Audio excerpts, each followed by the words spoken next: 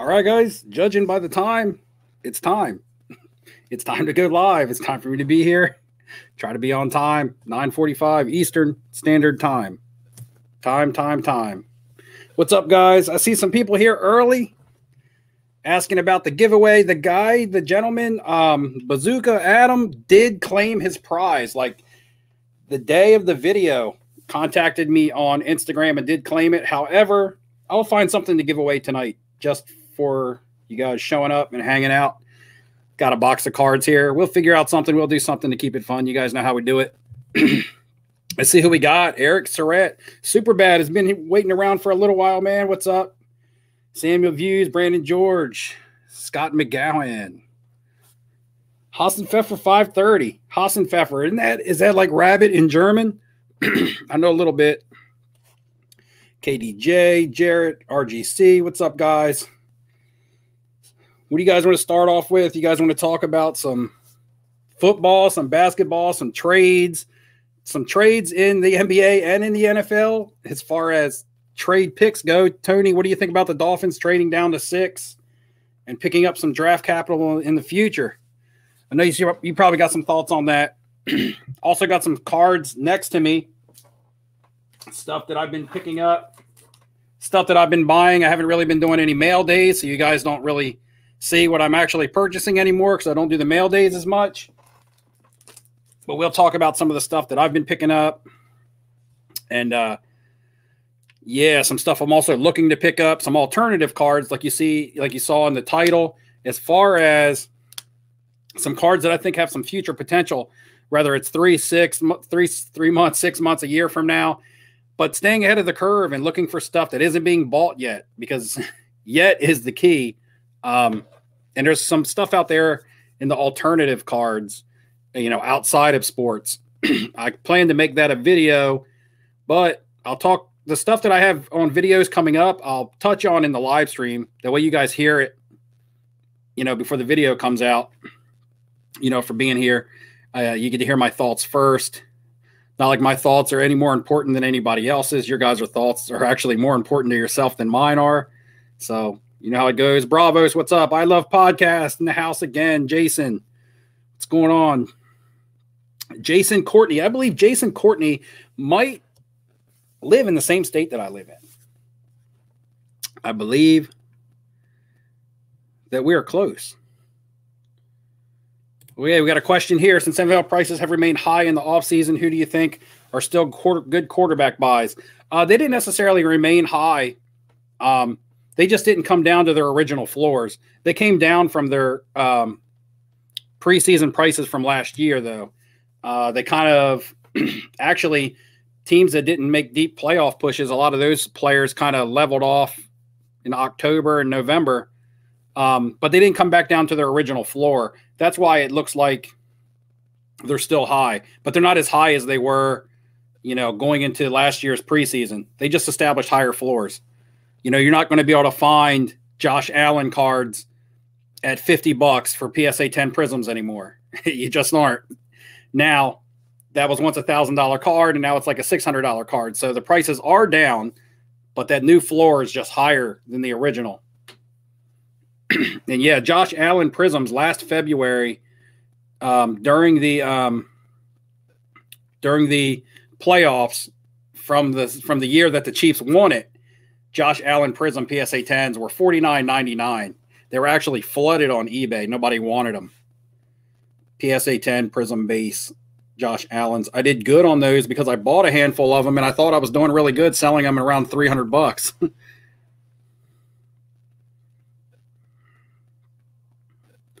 See, we got a Top Shot question. Thoughts on Top Shot's future, decline, growth, and the new pack from Series 2, everyone can get one.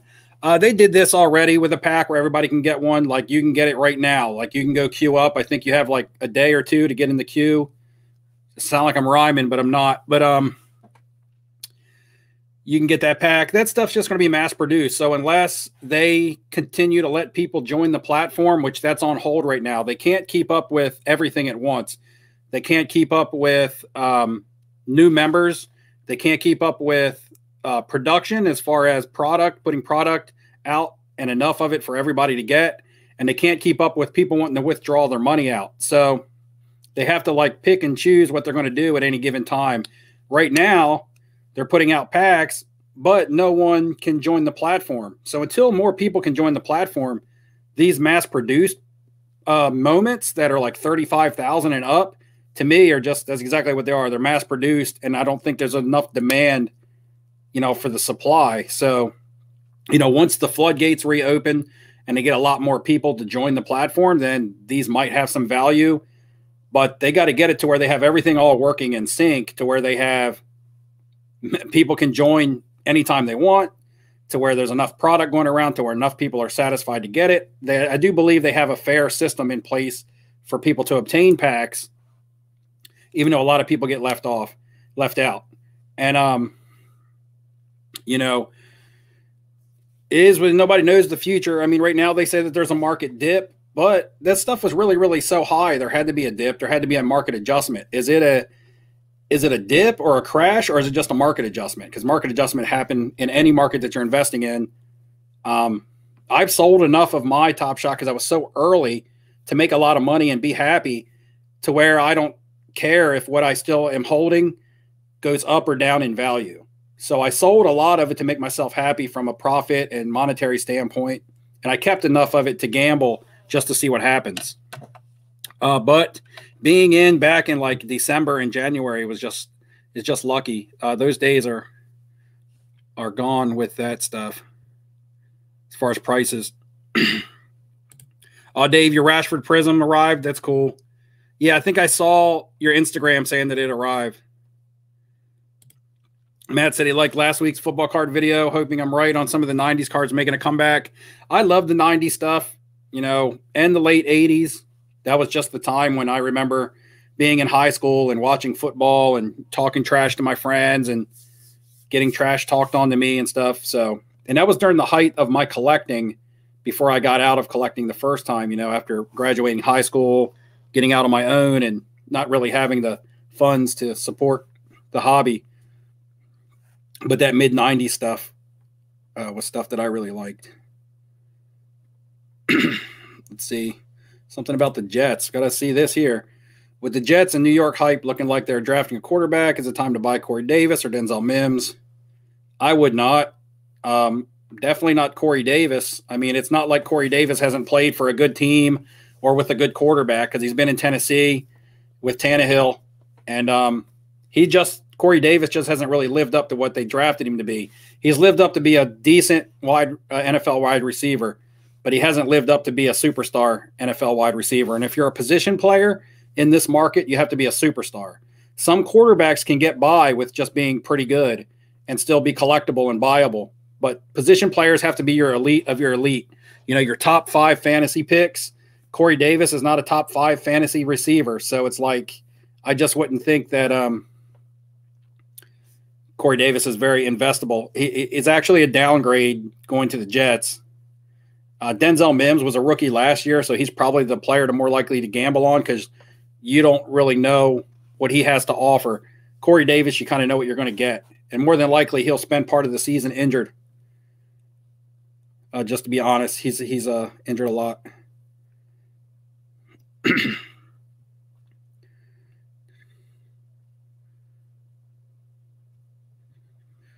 Top Series 1 baseball for this year. I don't do a whole lot of baseball. I definitely don't prospect in baseball.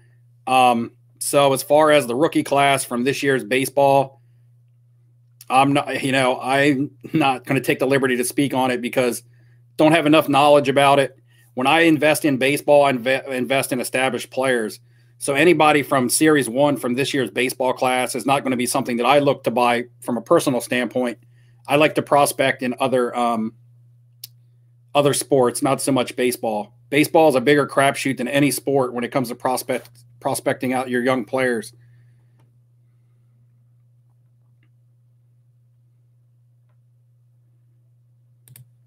Can I look out for some football players to look out for on Star Stock? Backup quarterbacks. Look for backup quarterbacks, because the moment that a backup quarterback hits the field, and just for that moment, that hype, before he even plays, there's a big burst normally on his cards, a big rush. Oh my God, I got to hurry up and buy his cards because he's coming in to start. So, you saw it with Marcus Mariota last year. I sold a bunch of raw prisms and actually a Contenders auto ticket for good money on Mariota just because he came in and he played one game behind Derek Carr. He looked good, and that was enough to make people want to buy his stuff. You can buy backup quarterbacks really cheap and look to flip them. I like a guy like Jacob Eason for the Colts because he was a rookie last year. His stuff's really cheap, so he was low risk. And I talked about him in a video. And Carson Wentz, even though he can be a good quarterback, we've seen it in the past, we've also seen him be very fragile at times. So, he could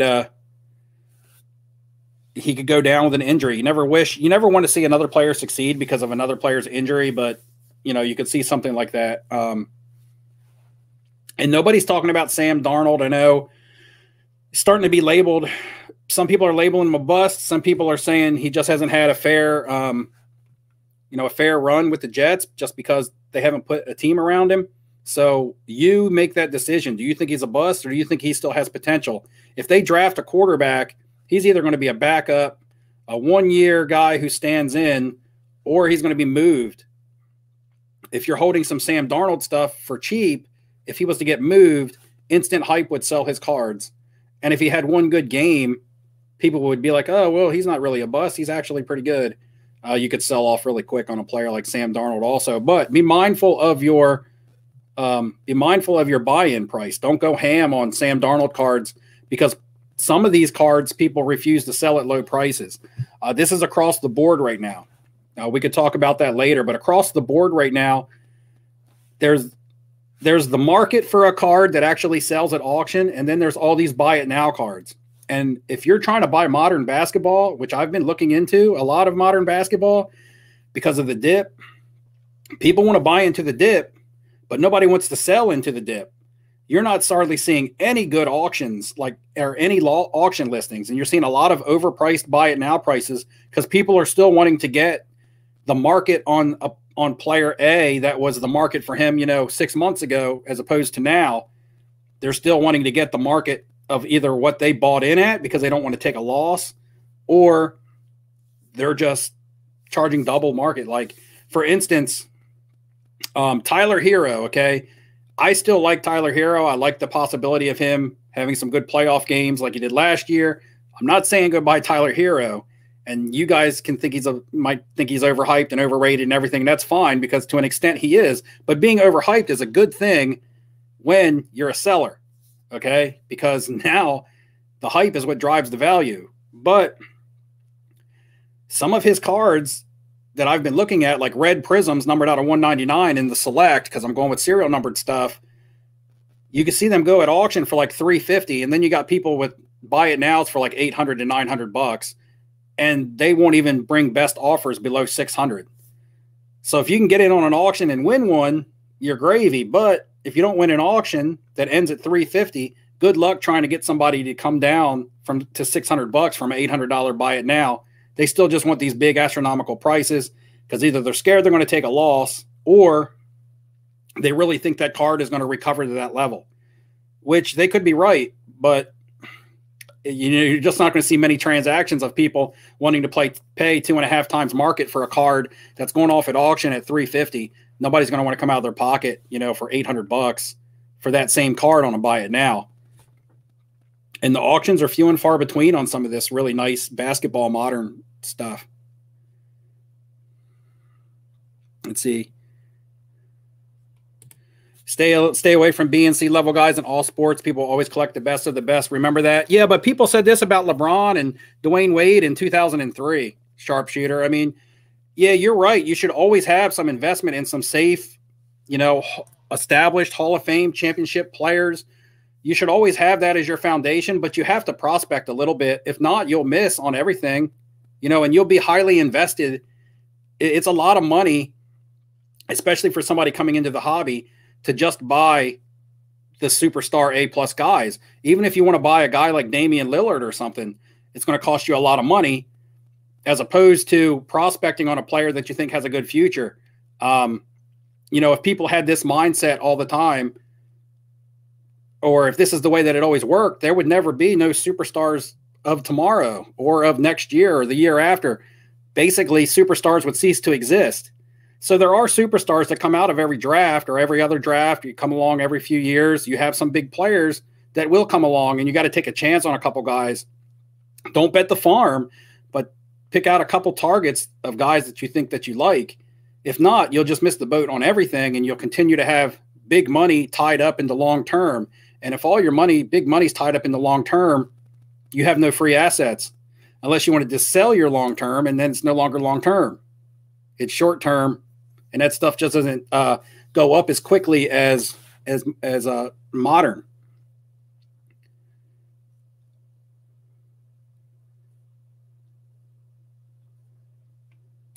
Well, I mean, this goes hand in hand with what you just said. I mean, right now, Tyler Hero is a B or C player, but he doesn't. I mean, I hope that he's great. I think he's a good player. I think he's got good potential, but nobody really knows anything. I mean, there's tons of people saying that Zion was going to be garbage here on the right hand, and people on the left hand saying he was going to be great. Right now, the left hand people look like they were right, but you never know, because some players aren't as good as they were last year, and some players are way better. It's just that, nobody's just going to pay you 2.5x for a modern basketball card of somebody that's been in the league for a year. I mean, there's just no room for somebody to make any money off of that.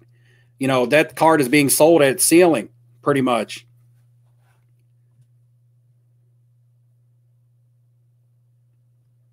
I told the story about a guy that I was going to buy some Daniel Jones cards off of, and he wanted to charge me double market because he was like, well, this card is going to be worth $300. The market is 150 right now, but come football season, it's going to be worth 300. So I can't sell them to you for less than 250 is what he was telling me. And I'm like, well, I can't buy them off you based on what you think they're going to be worth. There's a market for a reason. Let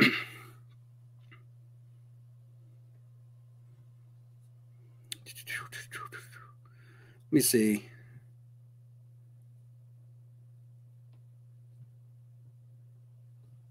What did you say? That comment, I'd ridiculous in today's market, Taylor, Horton, Tucker, etc., time and time again. Yeah, there's some guys that get hyped and overhyped. Taylor Horton Tucker got a little overhyped, but the reason why he's not performing is a lot to do with playing time. There was a reason why the Lakers didn't trade for Kyle Lowry, because the Raptors wanted Horton Tucker in that trade, and the Lakers didn't want to come off of him. So they must see something with him going forward, because Lowry could have been in LA. He could have been on the Lakers. And the sticking point of that trade was Taylor Horton Tucker. The Raptors wanted THT, and the Lakers just didn't want to give him up. Same with the Heat. Lowry could have went to the Heat, but they wanted Duncan Robinson and Tyler Hero. And Pat Riley is not ready to give up on guys like Robinson, although he's in the last year of his contract. I think he's only in a short contract. But Tyler Hero, they didn't want to come off these young, talented players for a 35-year-old piece that could, potentially put you over the top to win a title. That just goes to show you how much, faith they have in some of these younger players. Any more Bird Magic? Not at the moment. I've kind of pulled back off the Bird Magic cards after buying some second-year stuff and and a rookie card. I just have moved into the modern basketball right now. It's just really low. I would stay away from base. Like someone, I think it was Sharpshooter, mentioned base. Nobody really wants base right now. Pop reports are crazy. If you're buying base cards, you have to buy PSA 10s. I've just realized that, like, you look at some of the PSA 9 prices on base are less than the grading fee. Even on some of the players that are hyped up and people think have future potential, you can get PSA 9s for less than grading fee costs. And I would used to say that, hey, that's a really good deal. PSA 9s are good value. But with so many PSA 10s flooded into the market, it makes a PSA 9 even that much less appealing, in my opinion. I think if you're going to buy PSA 9s, go with serial numbered stuff or just rare print runs. I went over this last live stream, just stuff that looks nice. For instance, you actually seen those cards, but and I don't even have any PSA 9s here to show you, but here's a PSA 10 Select Michael Porter Jr. I picked up. This is a premier level tricolor prism. Matches my shirt and my hat, so I thought I'd get it out. But anyway, I bought this for the same price as the base. A Gem Mint 10 base of this premier level for Michael Porter Jr. is about $300, and I got this tricolor prism for $300. To me, it was just a no-brainer to go with the parallel. Even though it's not serial numbered, it's still a variation. So, you know, if the prices are similar, either go, or pay a couple extra bucks to get that. Like, I'm really high on Select product, and I love the Red Wave, the Tmall Red Wave stuff. I picked up this Zion, and a Tmall Red Wave. This is going to be in one of my upcoming videos on some stuff that I've been picking up.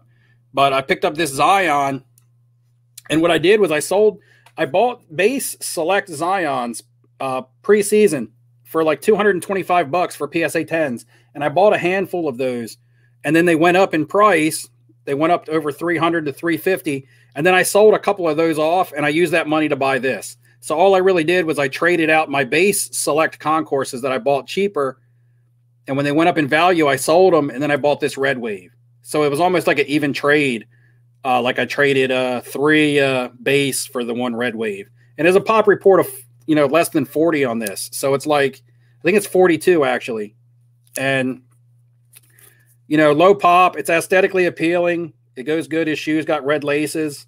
So I just like the aesthetics of it and the rarity of it.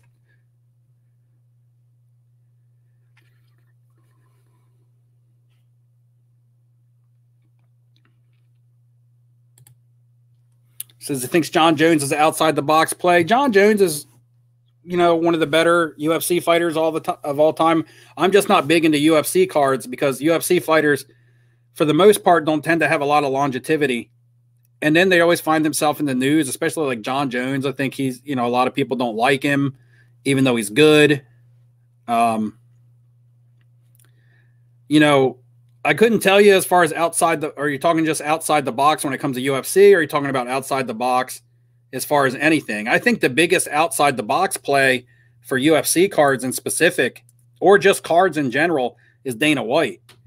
I've said this before. He's the one constant of the UFC. He's the one person that's always there, always been there, and always will be there.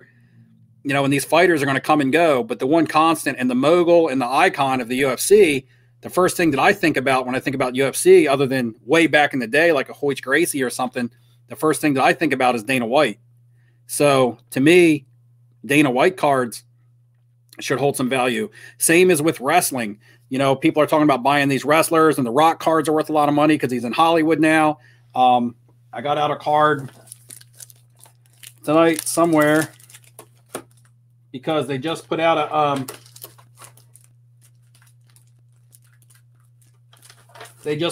a trailer or commercial for the Stone Cold documentary coming up. So I pulled out the Stone Cold card. When I bought this, it was only $20. Is it off ComC and a PSA 8, and it's like $400 or $500 now, easy. But guys like Vince McMahon, I think, are investable. People who are just high class businessmen. Well, I'm not going to say he's high class, but I mean high dollar businessmen. People who have made a difference in pop culture, with their companies.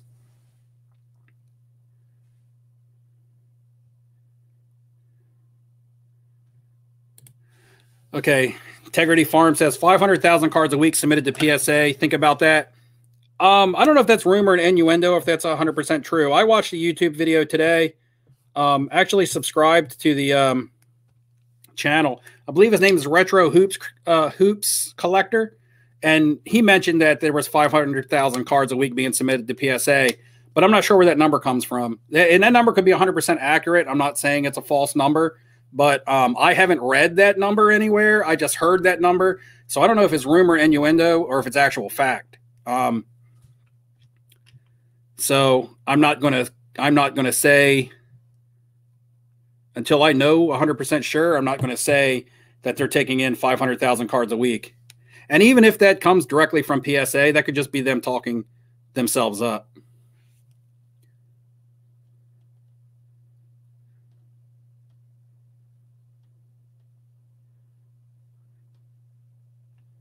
Had this question last week. What would I do to Deshaun Watson cards? His personal life outside the game? Yeah, it affects his prices because something's going to happen. He's either going to be disliked in the public eye. He's either going to get arrested and face lots of time, or he's going to just face harsh penalties from the NFL. Because even if he's proved innocent in criminal court or civil court, he's got to face the NFL court, and he could be completely innocent in charges dropped against him. But by putting himself in a position that tarnishes the NFL image, which is a business, they have the right to still put their own penalty down on him, whether it's a suspension or whatever they decide to do. So I wouldn't buy Deshaun Watson cards in the hopes that, because I don't think people are really cutting them loose really low right now. As far as a sell, it would depend on my buy-in. If I could break even on Deshaun Watson right now, I would probably sell. If I could take a small loss right now, I would probably sell. If you can sell him and make money right now, say you bought him for $300 and they're $1,000 right now, I would sell. I wouldn't risk the fact that he's going to come back, get with a new team if he gets with a new team, win the AFC, because that's not going to happen. And he's already, a fantasy superstar and a really good quarterback. We already know that. That's why his prices are already that's why he's already worth money. He's worth money because he's a good quarterback. So what is going to make his cards worth more money? He's got to accomplish something other than being a good quarterback.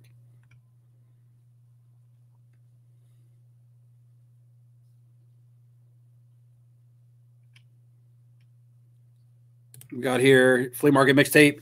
He's thinking that maybe PSA prices can slowly increase the value of non-rookie cards with PSA 10s and 9s. Well, there's value in cards that are non-rookies, especially if they're parallels and highly collectible players. Guys like LeBron, probably Tom Brady. Look at Jordan cards. They don't have to be rookies. Jordan cards can be 15 years after his rookie and still have value in a PSA case. So, or even in a raw state. Anybody that's highly collectible has value. I don't think it necessarily needs. I don't necessarily think the value stems from the slab, because you could put a slab on a crappy player and it's not worth anything. Nobody's going to want to buy it. So it can add value to a player, but I believe the player, or I believe that the value itself is actually generated from the player, not necessarily from the slab, until you just put that multiplier on it with like a PSA 10 that adds a an artificial rarity to it.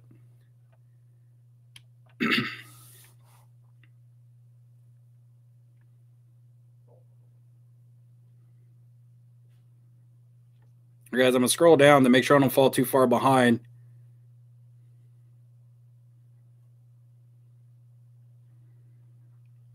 So I'm going to pull this up. PSA slab guy, Matt at Max. I disagree. There's no good alternative to PSA now, and everyone knows it. The return on investment isn't there for other grading companies. It all depends on how you play your game, and it all depends on what you're getting graded, what your buy-in is on some cards. You can't make money if you don't have your cards in your hand. So, you send your cards away to PSA, and they go to PSA, and they're there for 8 months. That's 8 months that you're sitting on nothing. You could send to SGC, get them back, get 60% the value of PSA, but you're making some money. You're making some flips that's going to allow you to bankroll some more flips into some more flips, as opposed to having, money tied up for 8 months that you might not see for a long time. And then by the time you get your grades back, the market could have swung. The market could either be gone, period. The market could have swung to another grading company. Changes happen all the time, especially when people are impatient and very reactive. things just change all the time.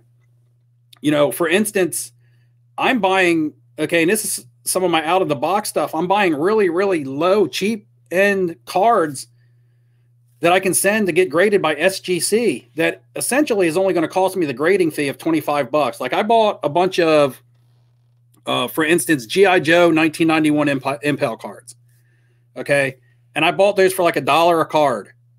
And I'm going to send them to SGC because I'll have $26 invested, the card and the grading fee. And I'll get those back within the month and I can get them on the market. Now, there may not be huge liquidity in those, but all I got to do is make my grading fee back, and anything I make back over my grading fee is profit, and I have inventory going in and out. Now, if I had a really high-end raw card that I bought for hundreds of dollars, yeah, I'm probably going to send that one to PSA. But you can use the other grading companies to your advantage to play the market when it's hot and when it's not, and to get things on the market that you don't see. And when there's not a lot of slabs of any brand of any certain card on the market, like say, for instance, Marvel cards or G.I. Joe cards or things like that, you're not going to find a ton of PSA slabs on the market to begin with. So if you put it on the market with SGC slab on it, it's still going to sell because there's not a lot of competition between the slabs when it comes to these cards that don't have a lot of supply. So just be mindful of that. You can use some of these other grading companies to your benefit. Don't just be completely closed-minded to PSA, because anything you send to PSA is going to take you a long time to get it back, unless it's a really high-end card that you pay a lot of money to get back quickly.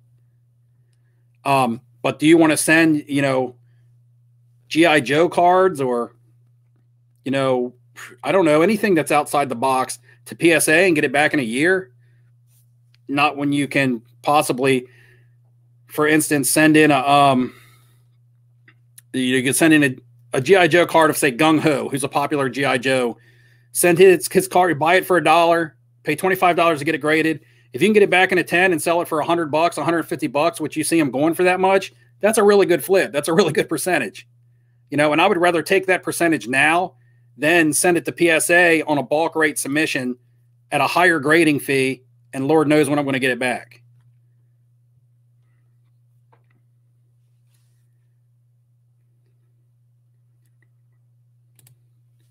Thoughts on buying PSA 8s? It depends on the card, Matt. PSA 8s of modern, not really, because I don't even like PSA 9s in base. But if you're talking like condition sensitive cards like 2007 Topps Black Kevin Durant, yes. If you're talking about 86 Fleer rookie cards, things like that. But modern basketball, if you're talking about maybe 2015 Prism cards of like Jokic, possibly, because he doesn't really have any graded cards on the market, and even his PSAs sell pretty solid. I mean, his 8s actually sell pretty solid, surprisingly, for a 2015 Prism. But I wouldn't just go buying PSA 8s of Tyler Hero like we were talking about earlier. I wouldn't do something like that. That's all very circumstantial to the card.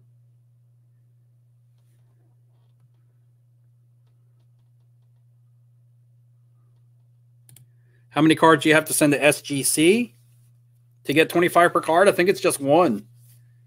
I don't know if they have a limit. I just sent 13, I believe, and they were Marvel cards. I sent 13 Marvel cards, and the reason why I sent them is because I bought 2 gigantic binders of probably close to 1,000 various Marvel cards from the 90s for $100. So I figure I want to get those graded and out as fast as I can, and sending them to PSA at their prices and turnaround times isn't going to get it done for me. I mean, I got 2 giant binders, and I just need to send waves of those Marvel cards to SGC, whether it's 15 to 20 at a time, get them back and just put them at auction. And if they go for over $25 at auction, I'm making money.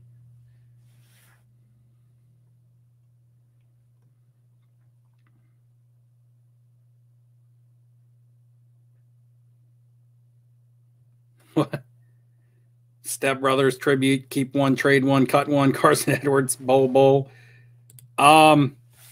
Keep one, trade one, cut one, Carson Edwards, Bowl, Kendrick Nunn. I'm keeping Kendrick Nunn. And let's see. Well, trade from what aspect? a trade would benefit Bowl because he would probably get playing time. So I guess I'm cutting Carson Edwards. I'm a Celtics fan, so I'm going to cut Carson Edwards. I'm going to keep Kendrick Nunn. He's the one I would rather have on my team out of all of them. And I'm trading away Bowl. Not only because I don't want him on my team, but because if I trade him, it might help the value of his cards because he might get on a team that's going to let him play.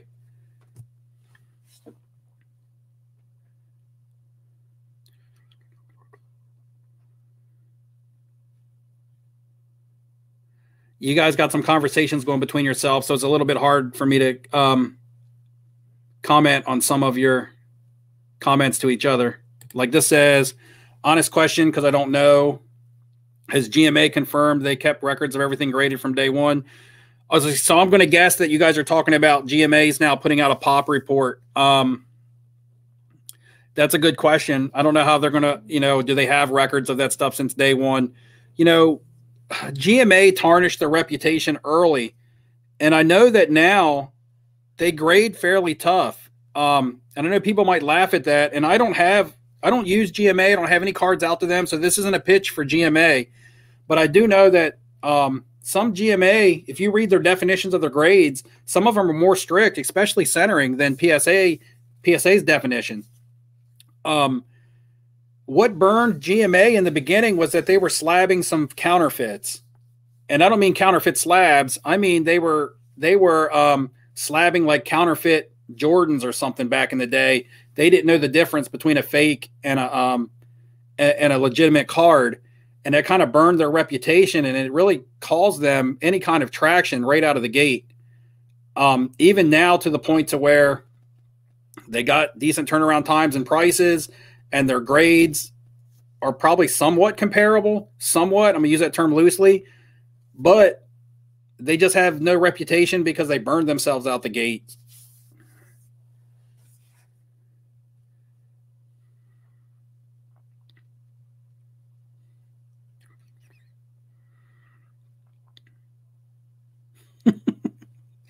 Bowl, man. Get Bowl. Everybody's talking about Bowl. Bowl is like the cult icon of the NBA, last year's NBA draft class.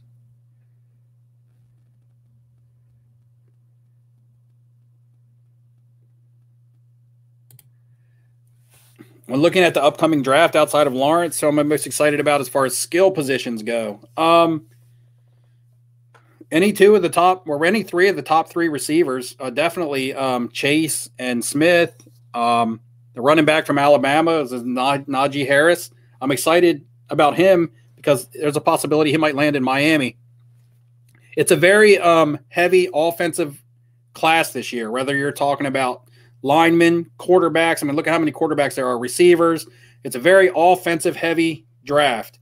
There's no big, really any huge defensive players this year. You don't have a Chase Young coming out this year. You don't have that clear-cut, big-time, being drafted in the top 5 defensive player. It's a lot of offense in this year's draft. It's going to be a crapshoot, especially considering that not a lot of people, including myself, didn't pay much attention to the collegiate season this year. It's kind of like the basketball draft coming in where you really didn't know much about these guys. You knew who LaMelo was and you knew who some of these players' names were. Didn't really get to see a lot of them play their final season in college.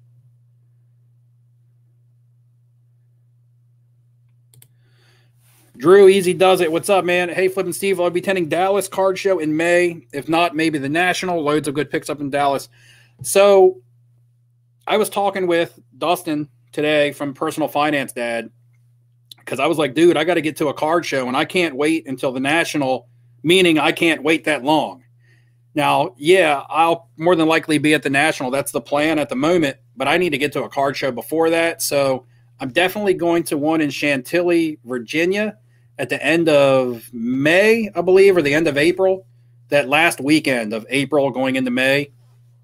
And I'm definitely considering going to the Dallas show, even if it's just for 1 day or 2 days. I actually told that to Dustin today. So definitely for Chantilly in Virginia, possibly for Dallas, and then pretty much a definite is the plan at the moment, unless something crazy happens for the National.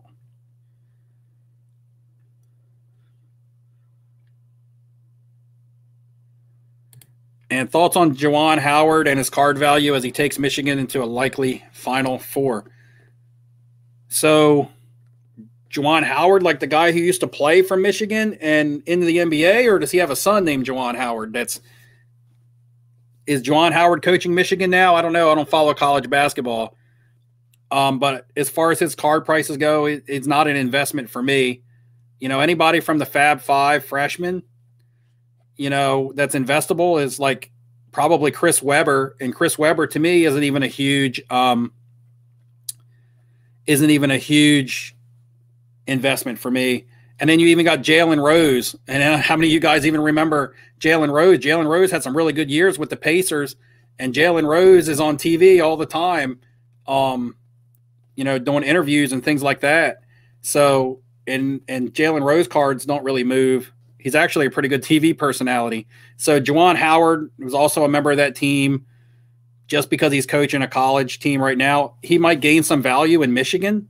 You know, if you have a card shop in Michigan, you can probably sell his cards. But other than a niche collector, you know, somebody that's specifically looking for Juwan Howard, I don't see the masses, a big, huge demand coming for Juwan Howard cards. Just don't see it. You know, other guys from around that same draft class, rather, you know, 1 or 2 years off, guys like Grant Hill and Jason Kidd and even Rasheed Wallace, Jerry Stackhouse, those types of guys, all from that mid-'90s era. Those guys just don't get any love. Jason Kidd's probably the best one out of all of them. Would have been Grant Hill if he didn't get riddled with injuries. But there's just no value on those guys from 94, 95 time frame. At 93 would have been Weber. He came out a year early or earlier than everybody else because he called the timeout when they didn't have any timeouts, cost him a technical foul, ultimately cost him the championship. Matt says, how long have I been flipping and not collecting? Well, the name is just Flipping Steve, okay? That doesn't mean that I don't collect. I still collect.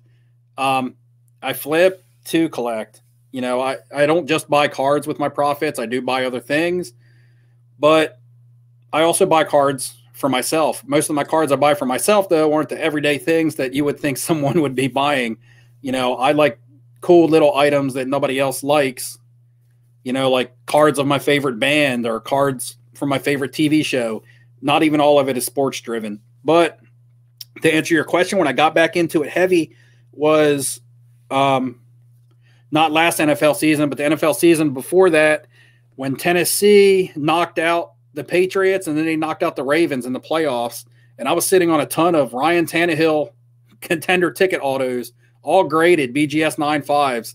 With 10 autos, and I was sitting on a bunch of them because I was a Dolphins fan, and I just had them for years.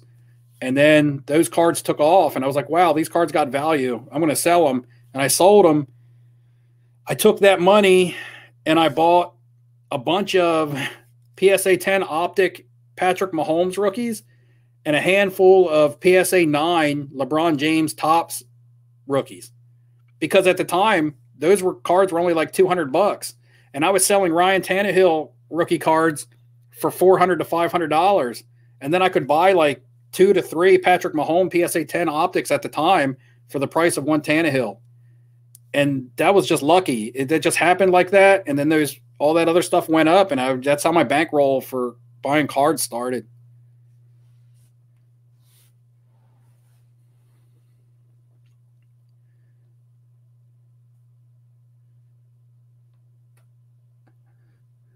Are we all flippers? In grade school, I had to trade 5 cards just to get a Jordan or Griffey. Well, I'll put values on cards to some extent. Yep. Charles, what's up, man? How's the Marvel collection coming? I'm still waiting on some stuff back from SGC. Actually, I might hit you up first when I get that stuff back before it hits eBay just to see if you're interested in any of it. I know you like the Marvel stuff. I don't know how much buying you do other than buying and grading. I don't know how much PCing you do with that. But, yeah. Cards, Guns, and Collectibles says, let's see your collection. I don't have it all next to me. I have a few cards here because there was some stuff I wanted to show tonight. Like some stuff that I've been buying. This Zion is going to add it to my collection. This Team All Red Wave, PSA 10.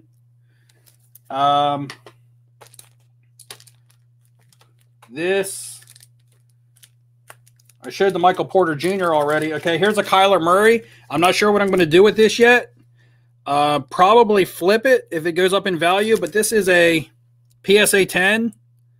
And this is the first, you guys are the first people to see it. I was going to save it for a video. But this is a PSA 10 Select Premier Level die-cut white prism. I know that's a lot to say, but die-cut white prism, PSA 10, numbered out of 35. So serial numbered out of 35. So there's the rarity. And 10 of these have been graded. 10 of the 35 have been graded. 6 of them are 9s. 4 of them are 10s. So there's still 25 of them out there raw. But there can only be a max of 29 10s. If the rest of the other 25 all grade 10s, there's already 6 9s. So we know that the highest pop on this card, the highest it could ever be is 29. So if Kyler Murray starts off to a hot start, I'll be glad that I bought this. If not, then I'll just hold it because it's cool looking. It's rare. I like it. So that's one. Yeah, that's one. Hey, Tal, what's going on, man? So Tal saw me post a picture of a card that I just bought. I wish I could show it. It's still coming in the mail. But there's a cool card for you vintage basketball guys. And the card isn't cheap. Let me wipe this down. The card isn't cheap, not graded, but you might be able to find them raw, especially if you just want to PC it. But anyway, it's a Kareem Abdul-Jabbar card, but here's the kicker to it. Okay, in 1969 was his rookie. 1970, 1971, all those Topps cards said Lou Alcindor on it. And then everybody knows the 1972 Topps card is his first card with the name Kareem Abdul-Jabbar on it.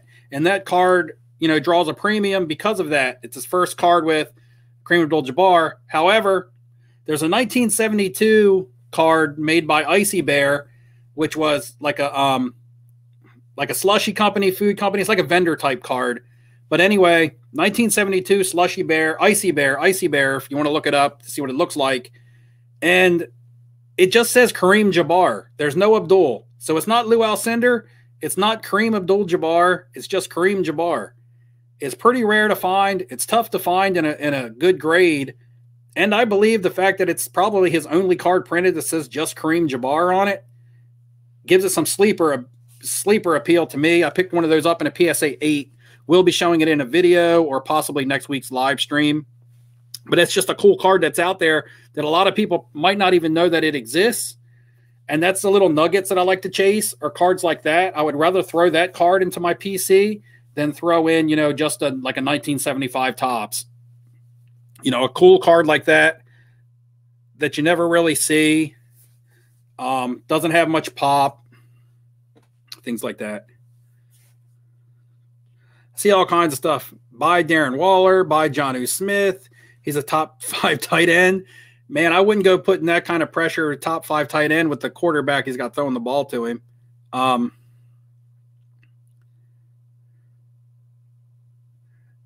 Because I'm strange. Kyler Murray is just too short to ever become a great QB. I heard that about Drew Brees. I heard the same thing about Drew Brees. I'm a Miami Dolphins fan, and Miami passed on him in the draft because they said he was too short.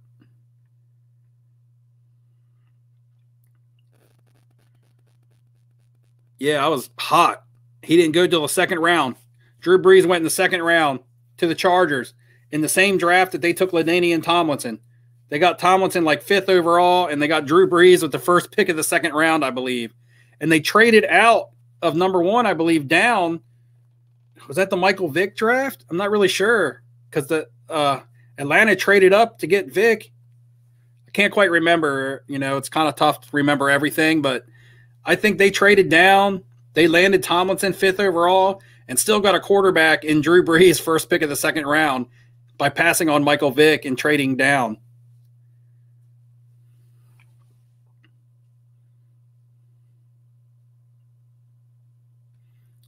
Oh, Steve, speaking of Kareem, what do you think about his Sugar Daddy card 1974? I have seen those.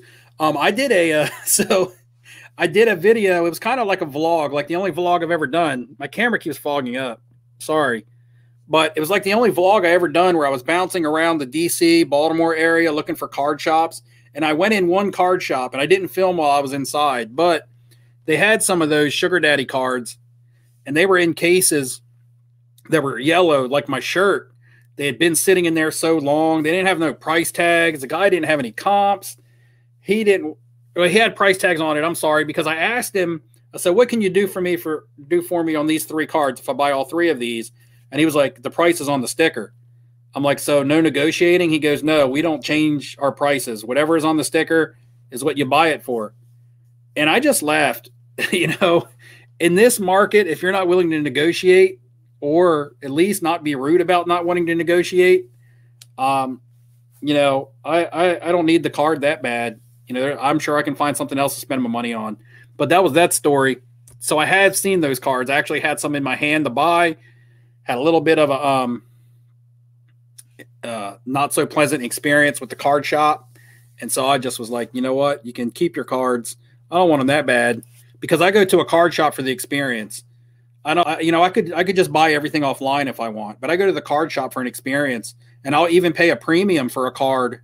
I'll play over market for a card just for the experience and the camaraderie of the card shop. So to go in a card shop and be treated rudely, I would rather just take my money and give it to somebody online that I don't even know.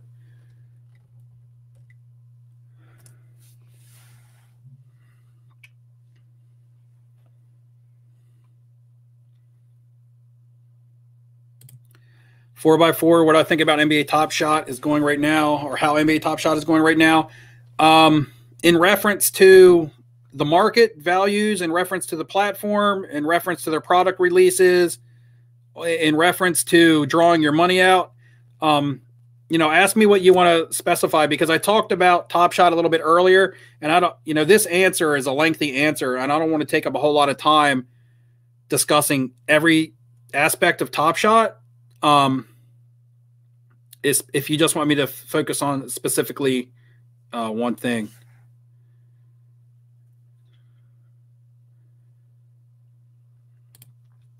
Daniel Flanagan says, I love all ball cards too. Do you think oversized slab limit demand? No, I don't think so. Especially on some of them tall boy basketball cards and stuff, man. Kareem Abdul-Jabbar's rookie card is big. Or Lou Alcindor. Correct myself. 1968 Jimi Hendrix Mr. Softy. 1985 Jordan Nike promo. 79 Gretzky postcard. Here's the thing. I have a 68 and a 69 Panini Contanti Jimi Hendrix stickers at PSA right now. I don't know what the Mr. Softy card looks like. Now that there's one on there, I might take a look, because I love collecting the rock and roll stuff, and I love collecting the oddball stuff.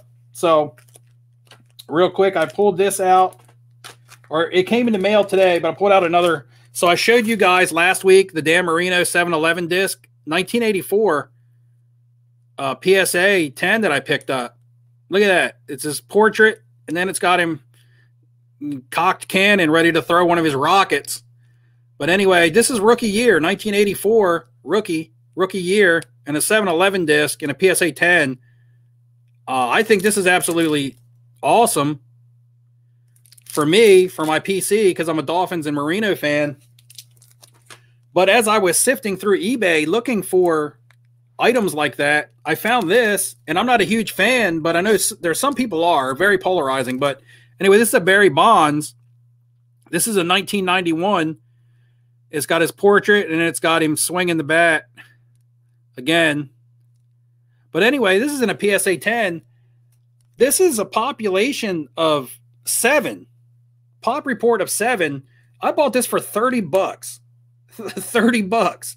I just couldn't pass it. I'm not a Barry Bonds fan, but I know that there's got to be more than 7 Barry Bonds fans out there in this world that'll give me more than $30 for this. So when I stumble upon stuff like this, I didn't even know it existed. It just came up in my search when I was looking up for more Dan Marino discs, and I was like, $30? It costs more than that to get it graded. I'll take that for $30. There's got to be a Barry Bonds fan out there in this world that would give me 50 for it. It's only a pop of 7.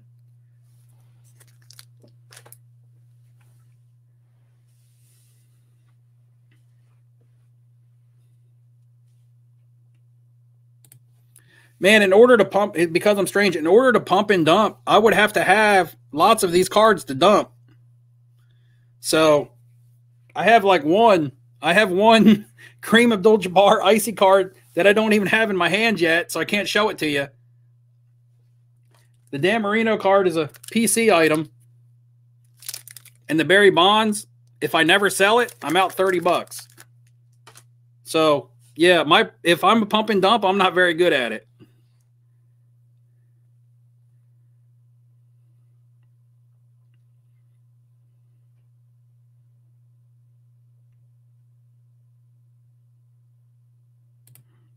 It says Bonds is still not in the good eyes of the fans. It will pass, or I will pass. Yeah, like I said that before I talked about Bonds. He's you either love him or you hate him. But there's a lot of people that are fans and love him. You see him on YouTube talking about collecting his cards and things like that. There's lots of people that like Bonds, and there's lots of people that don't. There's just no in between. Most players have an in between. You know, a lot of times when you talk about a player, you're like, oh, I like that player, or I just don't really care for that player, or whatever. With Bonds, it's like, I love him, I hate him. There is no, oh, it's whatever with Bonds. There's more players than Bonds, especially from that era, because people will argue to their blue in the face about the steroid era. Some people are like, hey, it's whatever. Baseball pushed it. It saved the game and things like that. And then you got other people who are like, they're a bunch of cheaters. They don't deserve anything. So it's, you know, it's almost like baseball politics. Yes, Daniel Flanagan, the Daniel Marino police card. I have one of those. Tony Iman in the comments here sent me one. It's right out, like I can see it from here. I just can't reach it. I can't use my force powers right now.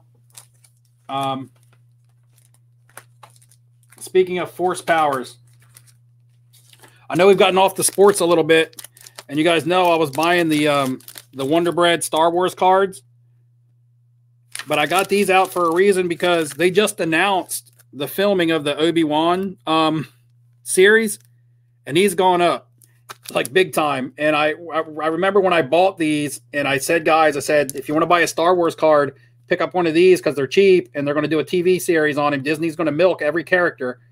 And it was announced that they're going to start shooting in April. I don't know if it's this year or next year, but anyway, they announced when they're going to start shooting, and now these cards are like going up. So now you got to look for the next thing. It's almost too late to hop on the Boba Fett train because he was already a Star Wars icon. And you can find 1980 Empire Strikes Back is the set that you want to get your Boba Fett cards from, but there's a different character that I'm buying altogether. And hear my theory first, and talk about this real quick so we can get back into the sports. But Disney is going to milk every single character, every single story from Star Wars. They're going to water it down. They're going to milk it. They're going to do everything they can, but it's going to make certain people collectible. Right now, I am buying 1980 Empire Strike Back of Lando Calrissian. Okay, Lando is a big-time character. A lot of people liked him. He plays in with the Han Solo story, who people love Han Solo. He plays in with the Boba Fett story. You know, he's a really good character, and he became a prominent member of the Rebel Alliance. So, you know, he's not being talked about right now. People are buying Obi-Wan cards. People are buying Boba Fett cards because they know he has a show coming up, and he was just on The Mandalorian and stuff like that. Now, it could be 3 months, 6 months. It could be a year. But eventually, Disney is going to get to Lando Calrissian. They're either going to get to him in his own show, or they're going to make him a prominent part of someone else's show. And when it happens, you're going to want to have his stuff. Okay? And he was played by a great actor back in the day. You know, Billy D. Williams playing him made that character iconic. And, yeah, he's just the type of character that people gravitated to because of his charisma. So you're going to want to be holding Lando cards, whether it's 6 months to a year from now. I just bought an SGC 9.5, and you can find them on eBay, but they're few and far between graded, because I don't know how many people are actually getting Lando cards graded, but that's my Star Wars buy right now. I'm a huge Star Wars fanatic. I bought the Obi-Wans when they were cheap, and now they're starting to hit. I missed Boba Fett, because I was buying Obi-Wan and the Boba Fett stuff is blown up, but Lando has got a good price point right now. Talking about Lando Calrissian. But yeah, if you're prospecting, and that's what it is, prospecting in Star Wars, I mean, Lando, I mean, and Star Wars is always going to have huge fans. You know, whether he gets his own show and it blows up or not, you'll always be able to resell a Lando card to a Star Wars fan. Like with me, I'm buying Lando cards, and I don't care if I get stuck with them, but I do believe there's strong potential there. I saw Dustin. He says Lando is the Star Wars GOAT. Dustin, we need to get up and see if we're going to go to that meet up at that Chantilly show, possibly. If we could, that would be awesome. Even if we shot like a small little clip of us there. Matt, you can only invest in one sports card type, NFL, NBA, Major League Baseball, or whatever. Which is your choice? This is tough because you always want to be able to diversify. And if you limit yourself to one sport, you're pretty much locked into something for 3 months, 3 to 5 months because of off seasons. If I had to pick one sport to invest in, just one, and it's a sport I haven't even talked about in a while, it would be soccer. And it's only because the season never stops. And they're always having tournaments. They have Champions League. They have all their individual leagues. It would be soccer because that market has always got something going on in it. It doesn't ever really sit stagnant. So, you know, it's not me saying, hey, go buy soccer cards or go buy player A, player B, this, that, and the other. But if I had to pick one market to keep me excited year round, it would be soccer.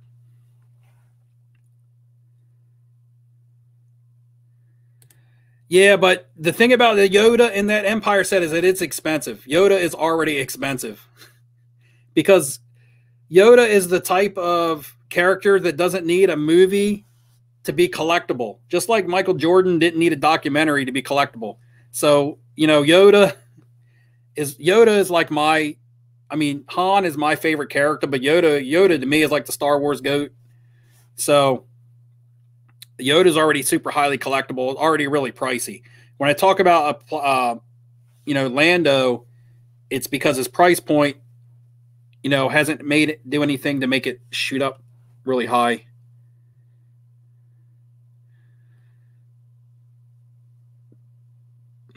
Let's see what Amara says. Outside the box pickup, Jesse Owens, 39 Olympic card, under $80. Yeah, that's cool. The Olympic cards are cool. I have looked at some of those. I just haven't gotten into any.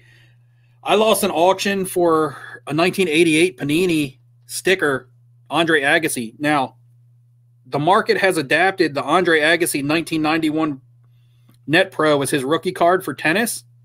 But there's a 1988 Panini Super Sport sticker of Andre Agassi that has one PSA 10 and 15 PSA 9s, and then the rest are lower.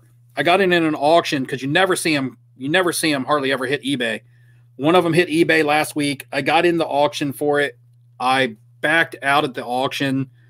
For me, I think I backed out at around $1,200. It ended up going for over $1,300. I just didn't want to pay that much for it. There's a couple other things I would rather pay that much money for, but for some reason, I just think of the Jesse Owens and things like that when I think about a lot of that old Panini super sport stuff. When it comes to the Olympic cards and Olympic stickers and your boxers and things like that. He's laughing at Star Wars GOAT. It's like there's a GOAT for everything now, man. Like Charizard, you know, when you talk about Pokemon, people like Charizard is the GOAT. Charizard ain't a GOAT. He's a damn dragon, right? Or whatever he is, a lizard. But anyway...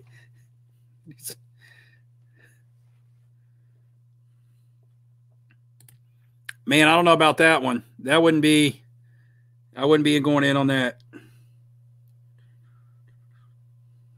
Let's see. Oscar De La Hoya is in the news because he's going to fight again. One fight maybe. I bought his 1990 Impel Olympic card, PSA 10 for $90. It's now $350. Sell now or hold. Well, that's tough. what do you think his odds are of winning that fight? I would go, I would ask, what I would do is I would ask yourself, I would say, Tony, do I think that Oscar De La Hoya is going to win that fight? If you think odds are that he's going to win, I would wait till he wins, and then I would sell it. If you think he's going to lose, I would sell it now. So that would be my take on it. I mean, look what happened to people who were holding Conor McGregor cards before he got knocked out in his last fight. You know, everybody started buying who was it that beat him? I can't even remember his name because I don't follow the UFC like that. But anyway, everybody started buying that dude's cards, and they stopped buying Conor McGregor cards.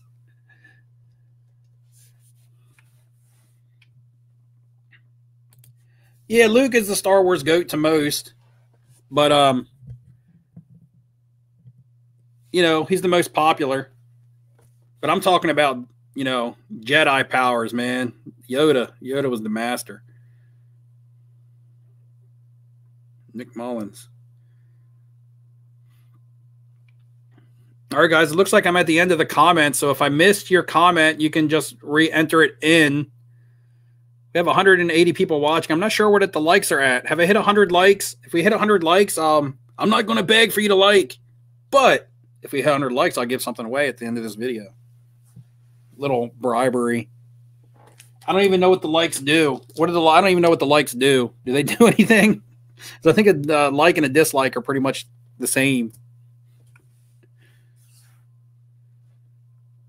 Let's see this.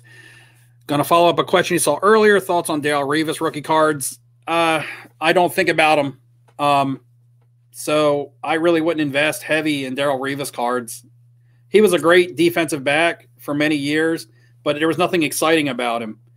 When you look at great defensive backs over the years that have been awesome, there's guys that have been better, in my opinion, like a Champ Bailey or something. And even Champ Bailey, he may have won a Heisman, and he may have been a exciting kick returner, but Champ Bailey doesn't hold a lot of value. Deion Sanders is really kind of the only one, and that's because he was in commercials. He was Neon Deion. He was flashy. He played baseball. You know, Deion had multiple things going for him. So really the only defensive back worth collecting, unless you're getting vintage and you're starting to look Ronnie Lott and earlier, you know, some of those old Raiders players and things like that, like Jack Tatum and things like that. I just don't think that there's a lot of value in cornerbacks.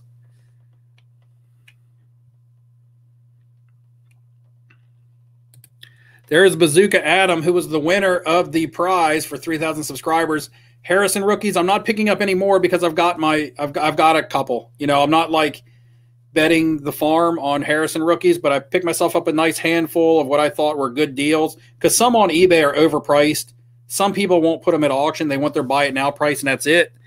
And I'm not going to fold to a buy it now price just because it's a player that I think has potential. I'm not going to overpay because, again, it's strictly speculation. Now, I will overpay for a card that I really, really highly believe in the potential of.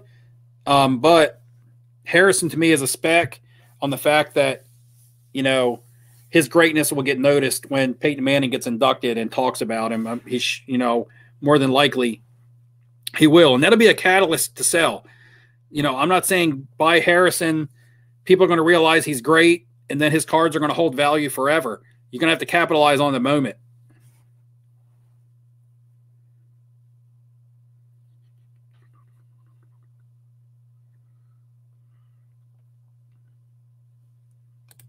Yeah, and you're talking about Charles Woodson. His rookie card is going to be a 98 Bowman Chrome.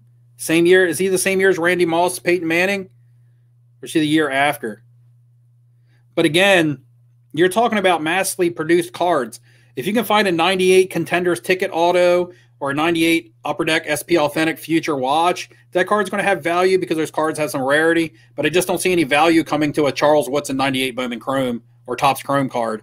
In a refractor, maybe, because it adds collectability to it. The people who are going to be buying Charles Woodson off you are the fans and the collectors, not necessarily investors who are looking at the potential of Charles Woodson 5Xing in the next year or something.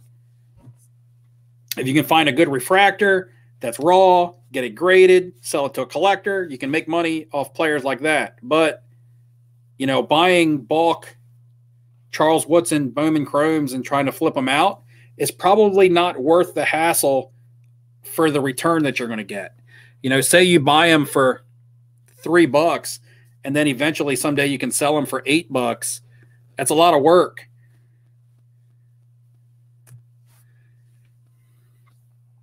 I got a blue comment here, man. This never happens. But anyway, thanks, Paul Mitchell. If I hear Paul Mitchell, reminds me of the shampoo that I can't use because I'm bald. But anyway, Connor McDavid Young Guns cards. Honestly, I feel bad because I don't know much about hockey, and you actually give me a super chat, which is awesome. So thanks a lot. But he's pricey, but I just don't do a bunch of hockey card buying. I bought a Lemieux card, a Lemieux rookie. I could give you a sleeper Lemieux card if that'll help you out. But Connor McDavid is one of those guys that's the face of the NHL right now, one of the best young players, probably the LeBron of his era if he keeps it up and wins some titles. Is he the next Sidney or next Ovechkin? I don't really know because I haven't watched him enough. For someone who doesn't follow hockey, I know the name, so just saying that is enough to know that he's got popularity and such.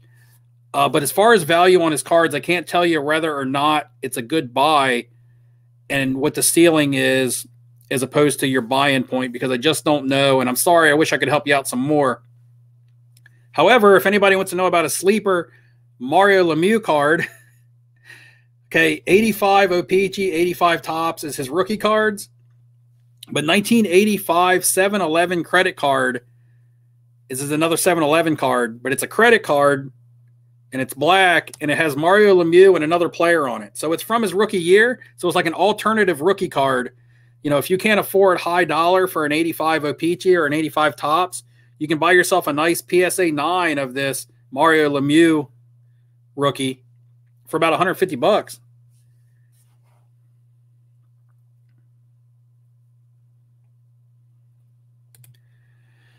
Anyone see a JFK 1-of-1 flawless auto on Facebook? Guy said he turned down 10 grand and it wasn't for sale.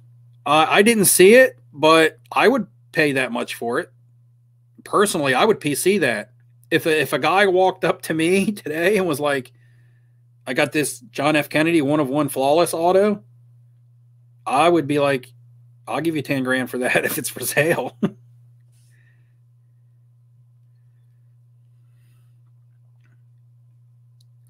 Buy Easy E or Ice Cube cards. I bought some Rapper cards, just some fun stuff. Like, I don't know if it's going to have a lot of value, but it's really cheap to buy. You can buy 1990 Pro Set music cards or Yo MTV Raps cards. You can buy a box of them and bust it and pull all that kinds of stuff.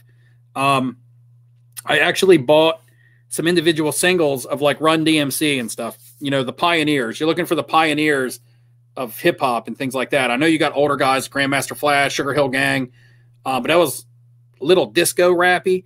You know, Run DMC came along in the 80s and actually kind of put it on the map. So I kind of look at some of the guys that, you know, made hip hop go mainstream and look at some of their cards and if they have any collectability, even mass produced. The Run DMC card is one of those ones I paid 99 cents for. I'll send it to SGC for $25. And if it comes back a 9 or a 10, I'm sure there's a collector out there that will pay me, you know, that much for it. Just because you don't see a Run DMC graded Pro Set card on eBay.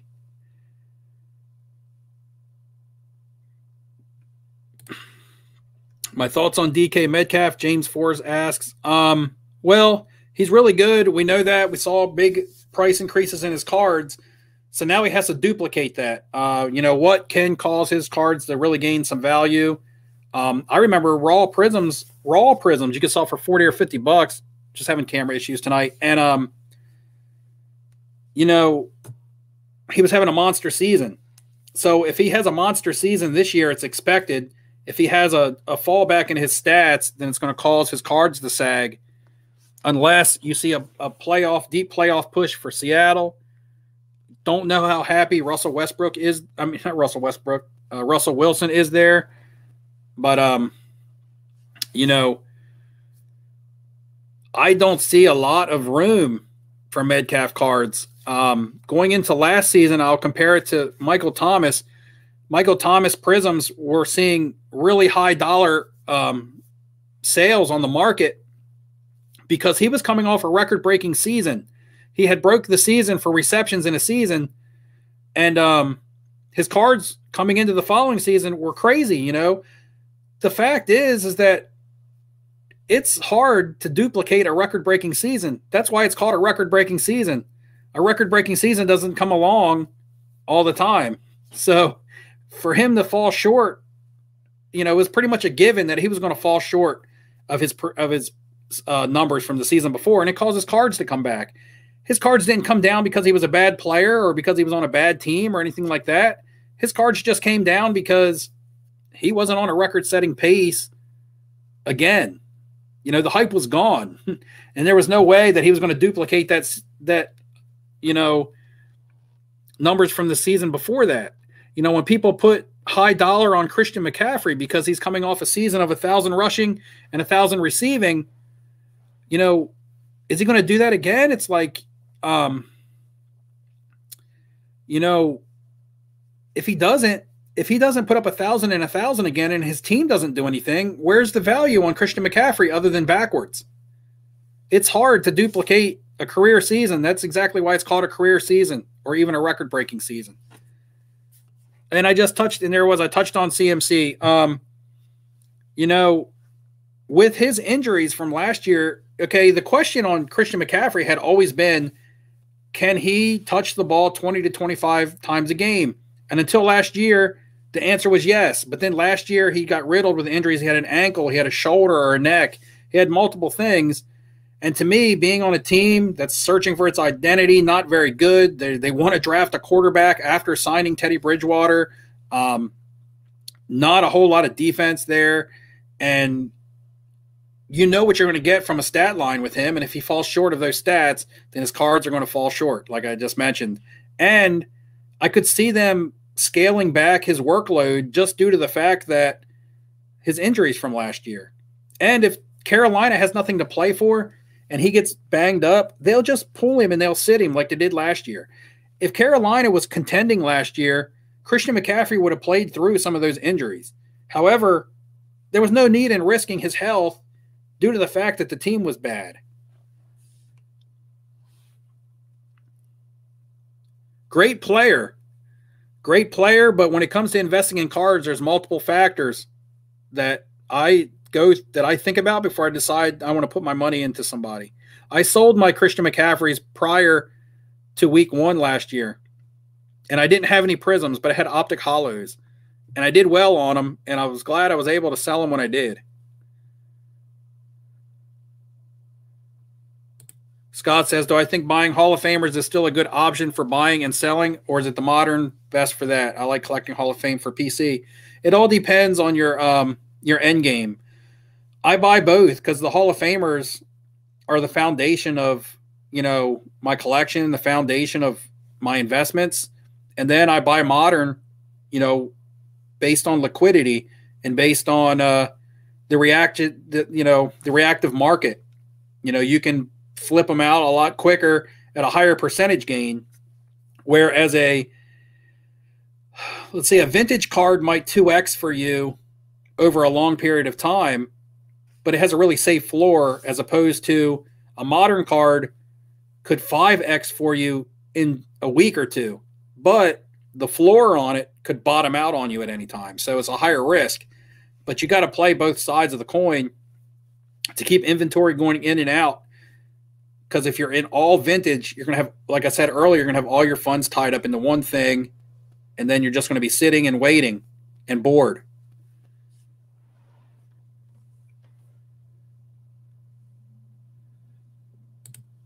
He is saying sell Metcalf now. Who's saying that? Is somebody in the chat? Because I don't think I said it.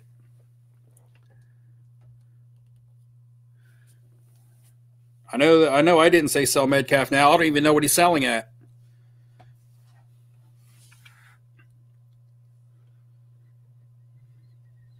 There's no correct time. I'm going to say this. I've said this before if you've been with me for a while. There's no there's no 100% correct time on when to sell a card because it's circumstantial to everybody. And I give this spiel all the time. Everybody has a different buy-in point. Say for instance, a DK Metcalf card is worth $40 right now, and you bought it for $35. That wouldn't make much sense to sell. But if you bought it for $5 or $10 the year that it came out and nobody wanted position players, and you can get $40 for it right now, that's probably a sell. So there's one circumstance. You know, the other circumstance, are you believe in him long-term? Are you a quick flipper? Do you want to stash all your DK Metcalf cards? Do you want to keep your bankroll flowing in and out? Is your electric bill due this month and you're broke? I mean, it's all circumstantial.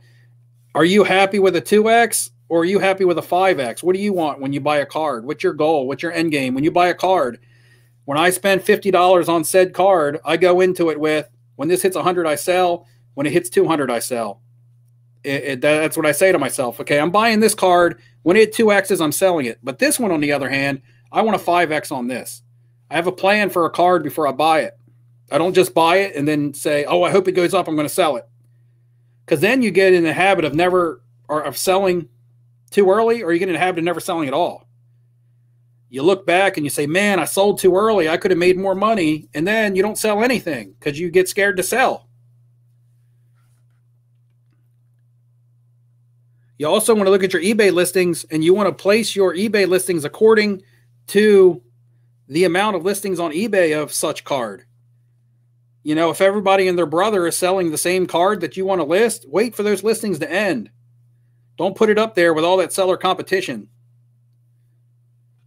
Wait for those listings to end, even if it takes you a week, and then list yours when all the other ones have already sold, and all the people who lost out on the previous auctions are now even more hungry to win one, and they're going to push for yours when there's less seller competition. I hope some of this stuff is making sense.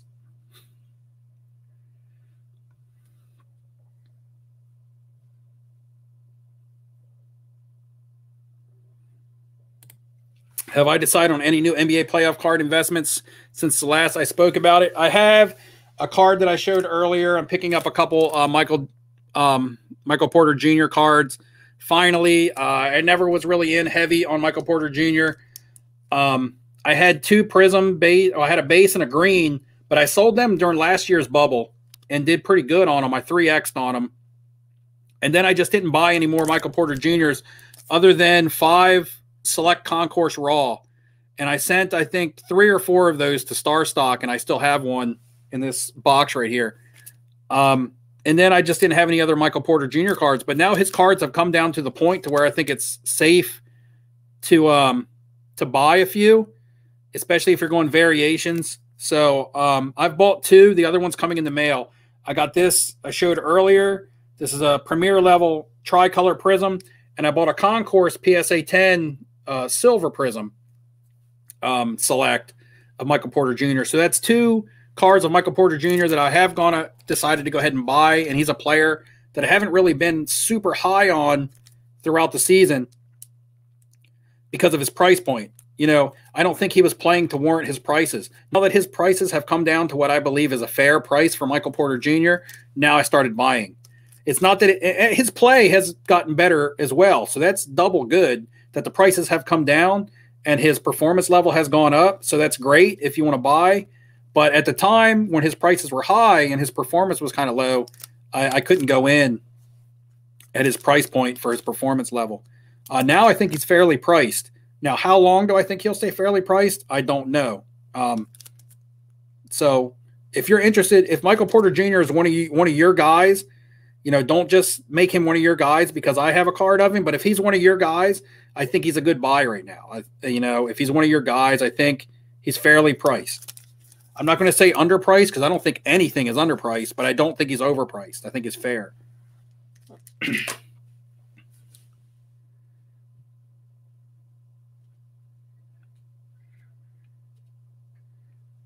Yeah, Scott. Yeah, Scott. I always said this too, that he needs to defend better to get more minutes. But as I've watched more and more this year, he's stayed in the lineup.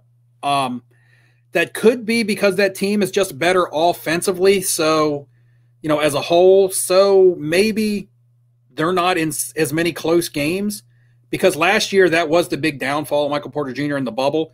Come mid fourth quarter, when the games were really close and they needed to win those playoff games, he was being pulled out for defensive reasons.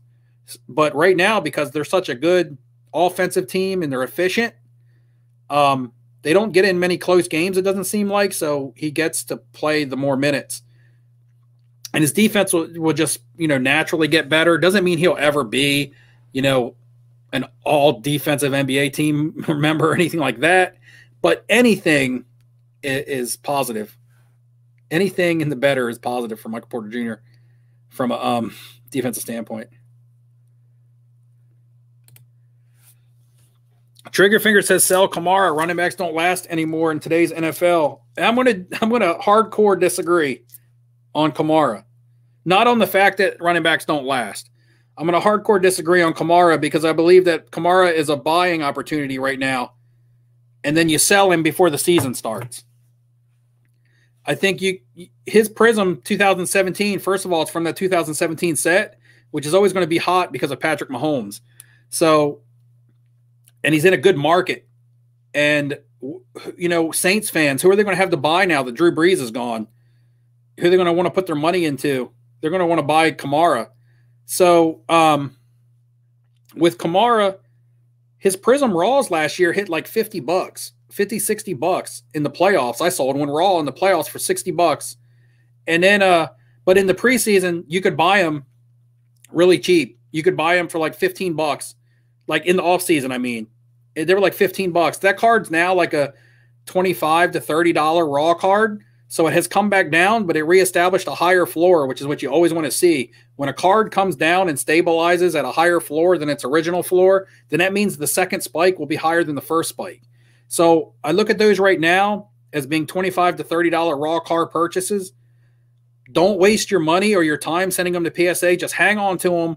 Wait for the preseason. Wait for everybody to start picking their fantasy teams, because these guys that are heavy into fantasy, including myself, like the cards and like the certain players or the guys that they pick, and Kamara will be a top 5, top 3 probably fantasy player picked, and people are going to buy its cards.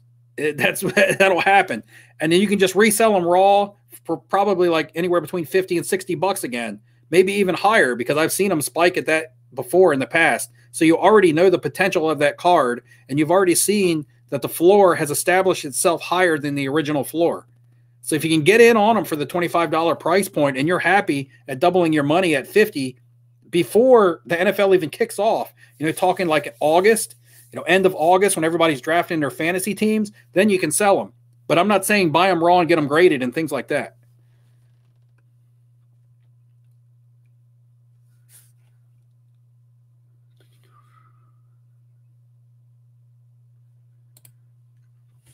Saints offense would be stuck in the mud with Jameis Winston this year. I don't think that that's true, Triggerfinger. Jameis Winston, okay, they're not going to win, but that doesn't mean that their offense isn't going to put up a lot of numbers. His last full season, he led the league in yards and threw like 40 touchdowns. He also threw like 40 interceptions. But when you're stat tracking and you're playing fantasy football and things like that, look at those numbers. It's not like the Tampa Bay's Buccaneers offense was terrible. Look at Chris Godwin and Mike Evans' numbers from the Jameis's last season there. He just turned the ball over too much. So I can see the Saints being a not as good a team because they're going to lose more games because of turnovers, but I don't think numbers are going to fall off. If anything, he's going to throw the ball deeper than Drew Brees was this past season and things like that. And, the offense will probably be more explosive and more exciting. However, they'll be more volatile because they'll probably have some really bad, there'll be some bad games and there'll be some great games, I don't look for stats to fall off because of Jameis Winston.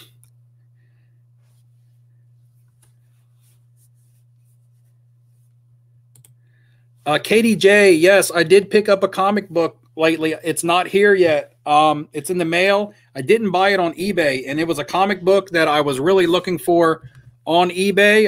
Had them on my watch list. I just didn't want to pay the price that it was going at.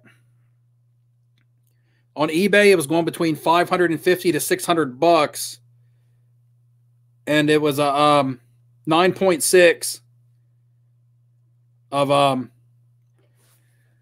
Avengers Annual number 10.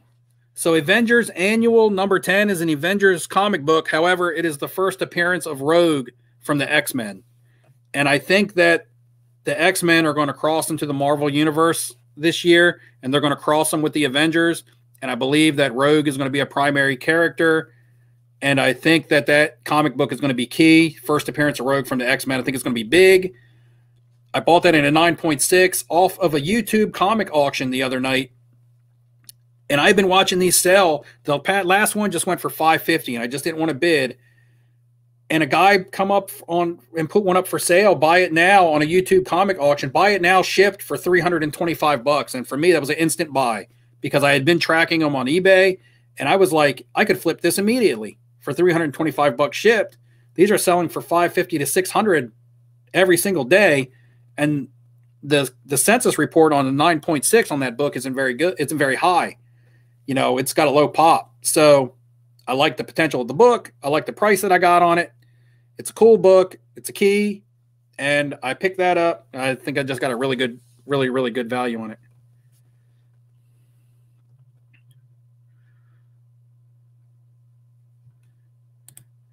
Got some favoritism for the Saints in the house.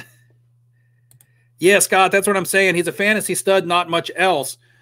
But that's what we were talking about. Somebody was talking about the production of Alvin Kamara falling off. Could the Saints win less games? That's very possible because he's going to make a lot of he's more than likely going to make a lot of mistakes. But I don't look for stats to really fall off a whole lot because Winston is a fantasy stud, just like you said.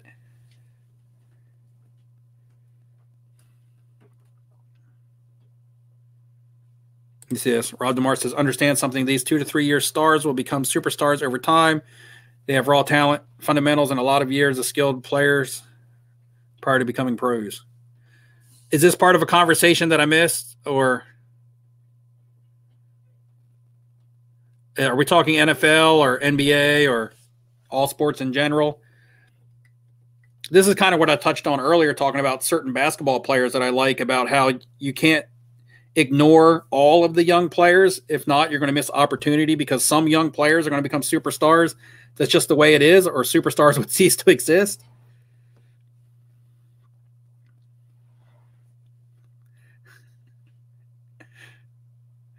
Oh no, we got shots fired in here. But hold on. Trying to see whose hair looks nicer today. The little avatar hair here. I don't know. What do you guys think? Vote.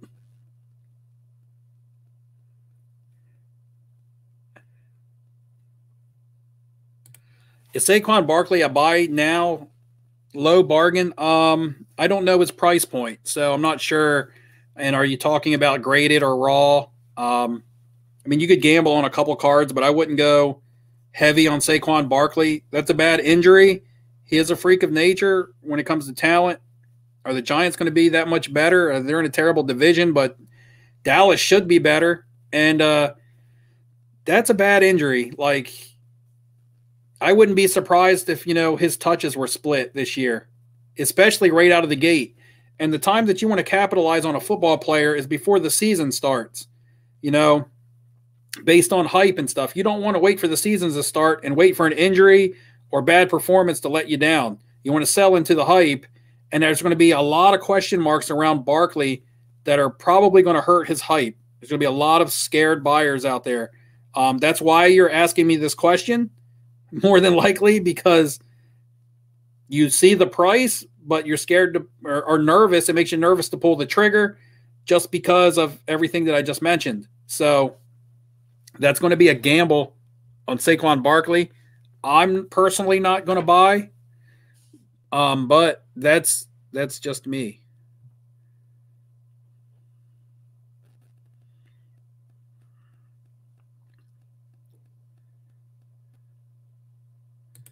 Tal says X-Men is going to be huge. Grab the impels now.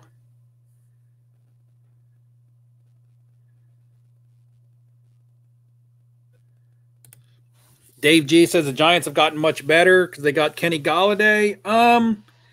I'm curious to see Kenny Galladay's production. Was he did he put up nice numbers because he played with Matt Stafford, who liked to throw the ball all over the place? Can he go to a conservative Giants team that likes to run and play conservative with their quarterback, a young quarterback that doesn't really throw the ball all over the place and put up big numbers? I'm not sure. They had guys like Golden Tate go there. Slayton looks to be a good receiver, but I'm going to guess that Galladay's numbers will be down in New York. I'm going to say, when he got traded, first of all, when Stafford got traded, Galladay fell on my fantasy football rankings. And then when he got traded from the Rams, from Detroit to the Giants, he fell even further on my fantasy rankings. So I think that his stats were circumstantial to his situation. A team that was playing from behind a lot, throwing the ball a lot. The Giants are going to try to beat people on the ground and with defense. That's what they'll try to do. They don't want to put the game in the hands of Daniel Jones yet. Not to say that they don't have confidence in him, but he's unproven.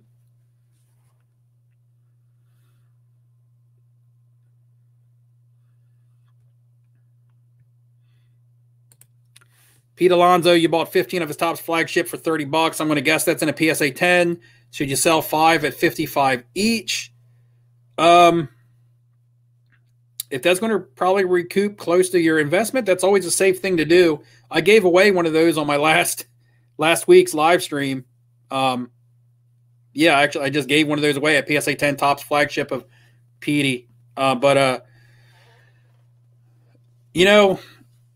He's probably not going to hit for a lot of contact, probably not going to hit for a high average. So if the home runs aren't there, people aren't going to be interested. But chicks dig the long ball. So if he is hitting the home runs this year, he hit 50 in the last full season. That's big follow-up to do. Anything short of 50, is that a letdown? If he hits 40, is that still suffice? Does that still make him hobby relevant? He does play in a big market, so that's a positive. I can see that card going up in value before the season starts. I think selling at $55 each right now is a little bit premature. But if that card was to hit $65 to $70 prior to the season, I would then sell off a few of those to get some of your initial investment back. Hold a couple, wherever you feel comfortable with your profit margin. If you like $55 a piece for 5 of them, go ahead and do it. But I can see, I see that being a floor for that card until the season starts. That's the floor currently. If he comes out and stinks it up, then the floor could get even lower. But I feel like there'll be a little bit of hype driven into that card, leading a little bit more into the season, especially if he comes out the first couple games and hits a couple home runs. You could probably move off of a couple of those for probably around more like the $75 range.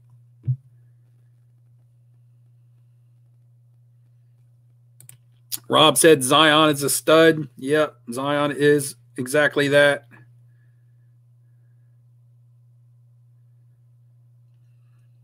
I'll show the Zion that I bought.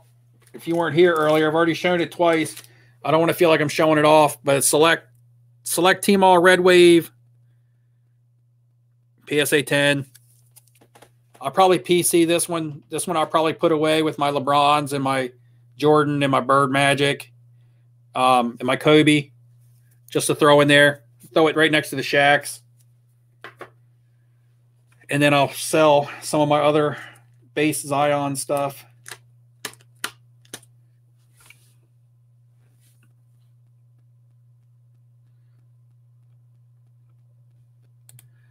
David says, mark his words. Tatis Jr., Tatis Jr.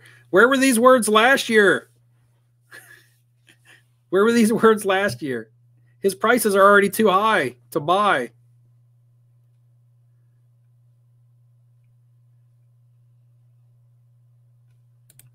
Jeff's card says, why isn't Tobias Harris see price increases or getting any hobby love for how good he is playing? Because unless you're a Sixers fan or really follow basketball and watch the games, then you don't know how good he's playing.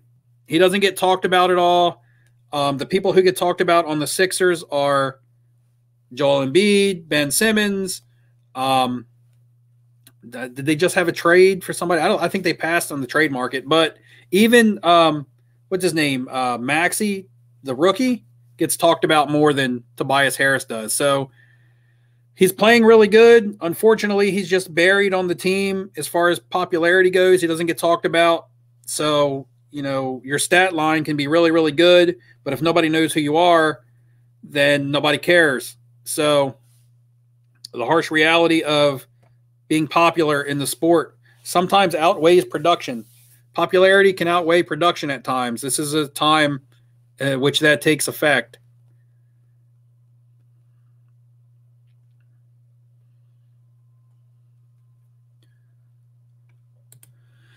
Thoughts on eBay no longer making their sale prices available on 130 Point, PWCC, or other public sites in the future? Where do we pivot to find recent sales after that? Somebody posted something on Instagram about another site that shows that stuff, but I didn't read it all. I was at work. I come straight from work to the live stream, so I don't have a lot of downtime in between. And, you know, not really sure. It's going to be tough to gauge the market. I'm going to be buying, you know, most of my stuff at card shops, card shows, and things like that, if I can get out to some. Now, again, it's going to be hard to find a market on stuff, but, you know, what are people going to be listing their cards at? Especially with everybody going buy it now. It is so hard to find an auction on a nice card on eBay at the moment, I feel like, especially modern basketball.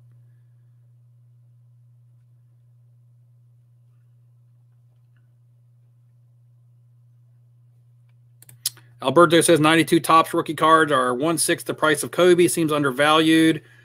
Yeah, it's just, you know, the big man effect. It is Shaq, but it's still the big man effect. Really good player, super good, not as exciting. You know, Kobe was still able to win without Shaq. Kobe's got the mystique around him now with the unfortunate tragedy of his passing. There's just multiple things now that add to the whole aura of Kobe Bryant, you know, that make him valuable. Shaq was also in the junk wax era. It's tough to get good grades on that stuff. However, it's still always going to be tagged junk wax era, even though 96 Topps to me seems like it's not far off from the junk wax era. But you also got to look at some of the Shaq high-end stuff like Beam Teams and Topps Golds and things. Those hold really high value. Let me see.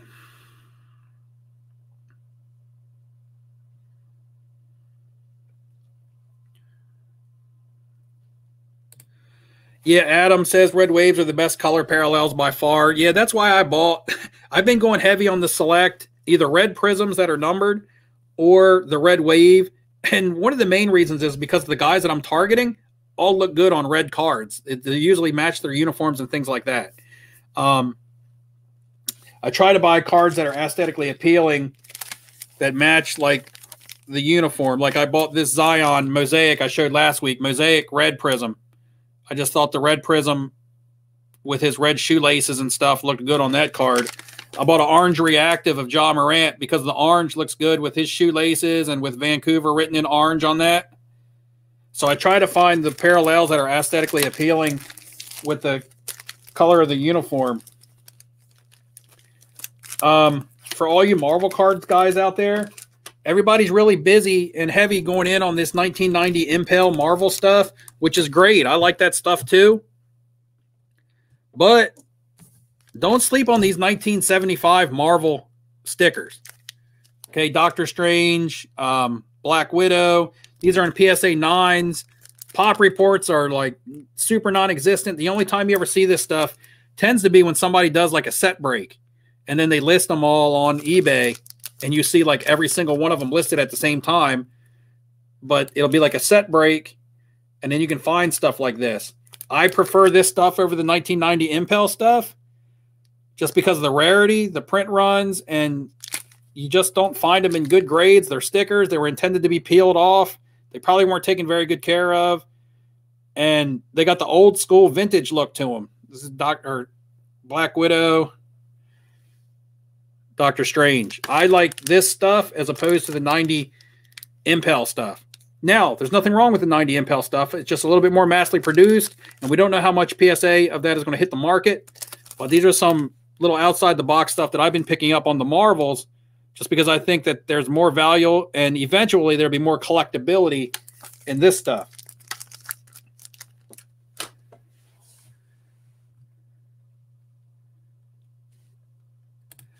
Thoughts on SGC reselling slabs have been going up and turnarounds have gone to 2 to 3 weeks. I'm using SGC for lower end items that I want to get moved out of my inventory, not necessarily bad cards or players that I don't like, but stuff that I don't want to sit forever. I've never been really down on SGC other than, you know, when their values were really down. I have an order at SGC right now. It's all Marvel stuff. And cards that I think are going to look good in their slabs. I like sending red cards to SGC and things like that, but that's a personal preference. If it's going to make you profit and you're happy with it, then use it. You can't sell something that you don't have, and if PSA is holding your cards for 8 months, you don't have them. Ooh.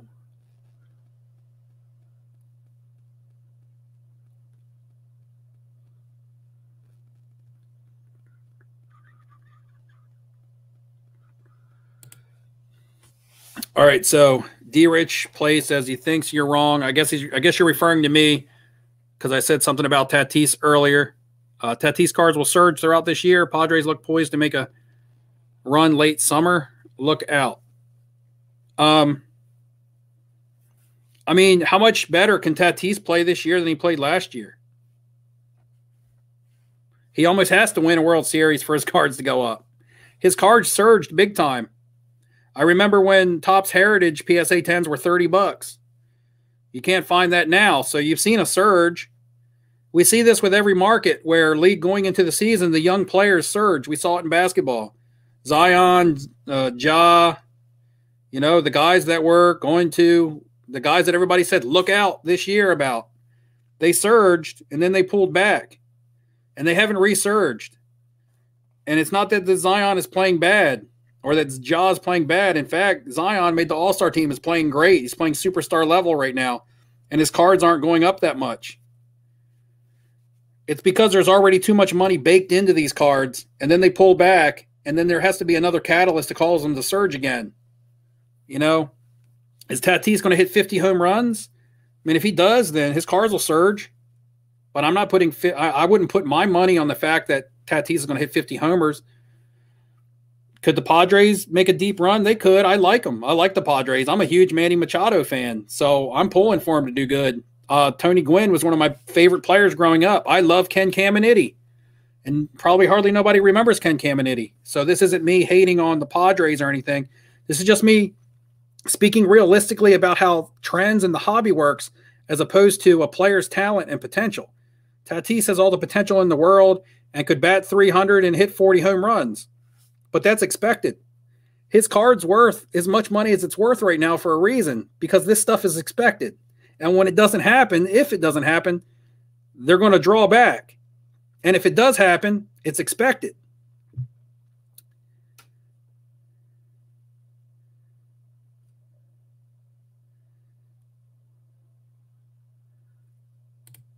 Okay, we've seen full seasons of Juan Soto, and we've seen full seasons of Ronald Acuna Jr. when they've played great. And we didn't see their cards surge much over $300 in their Topps updates. These pop reports are crazy on these Topps paper cards.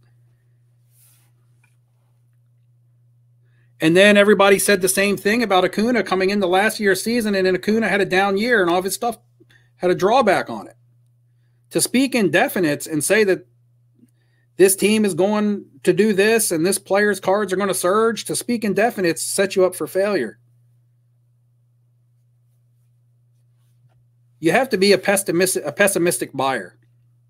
I'm a pessimistic buyer myself because it makes me conservative and it makes me, you know, not expect too much out of my investments.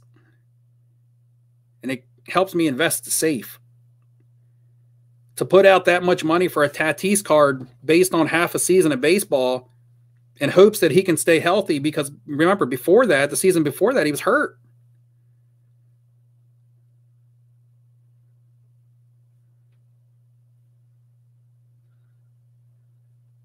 And I love these guys as players. I mean, I would pick Tatis up on my fantasy baseball team in a heartbeat. But price point is a big gamble to go in on him at $300+ dollars.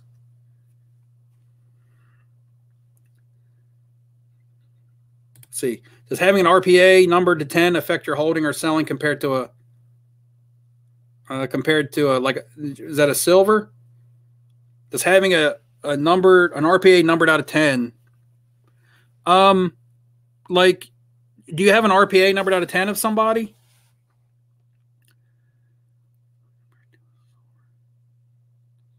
Like in basketball, if you had like an RPA of like a rookie numbered out of 10, like say for instance, let's just talk about Bowl again. Why not? It's Bowl. Cult following favorite. But anyway, RPA number 10, numbered out of 10 of like Bowl, or like a Prism Silver of Bowl. Is that what you're saying? What would I rather have? I mean, I would always rather have the RPA numbered out of 10. I mean, look at what a Luka logo man went for. In comparison to a Prism Silver. It'll always have some kind of collectability to it. Even if a said player tanks, never makes it in his sport, is just a complete bust, an RPA will always make it collectible to someone. Whether it's an autograph collector, an RPA card collector, or could still be a collector of that card. Somebody might still collect a player. I collected Ken Caminiti. I just told you guys that. I bought parallels, autos, press proofs, artist proofs back in the day of Ken Caminiti. I collected Ken Caminiti because I liked his style of play. I liked the Padres. I liked that his cards were cheap and affordable to me, and I didn't care if they ever went up in value, but I bought them because I wanted to PC them. So when you have cards like RPAs numbered out of 10, even if the player tanks or doesn't turn out to be a Hall of Fame or anything like that, it'll always find its way into somebody's collection. It'll always hold that value.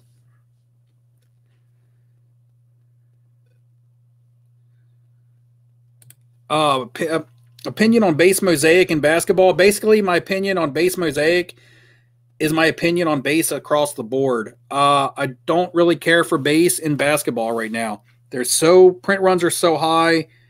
Pop reports are getting high. You've heard it. Everybody has beaten this dead horse. I'm not the only YouTuber that talks about it. I'm not the only investor/collector that thinks it. I'm sure all you guys think it as well. Now, Mosaic as a product itself, I think is a little undervalued. I think that, for a low-end product, it looks really nice. So to the budget collector, I think it's a nice card. But look, I like the variations. I'm not big on base on anything right now other than select premier level or select courtside. Concourse, okay, maybe if you're on a budget, but select premier level and select courtside, I like those as well. They don't necessarily have to be a variation. But yeah, that's my thoughts on that.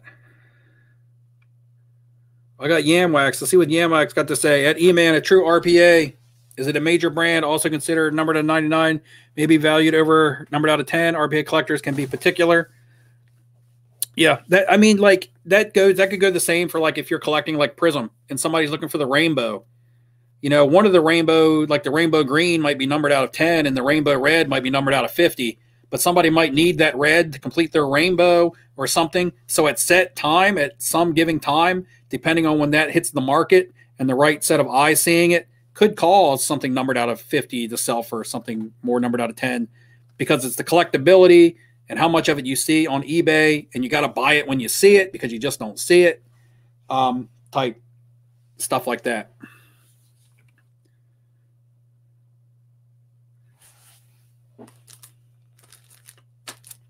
Yamwax, you buying anything interesting right now? I know Yamwax be on that outside the box stuff. I got an outside the box video coming up.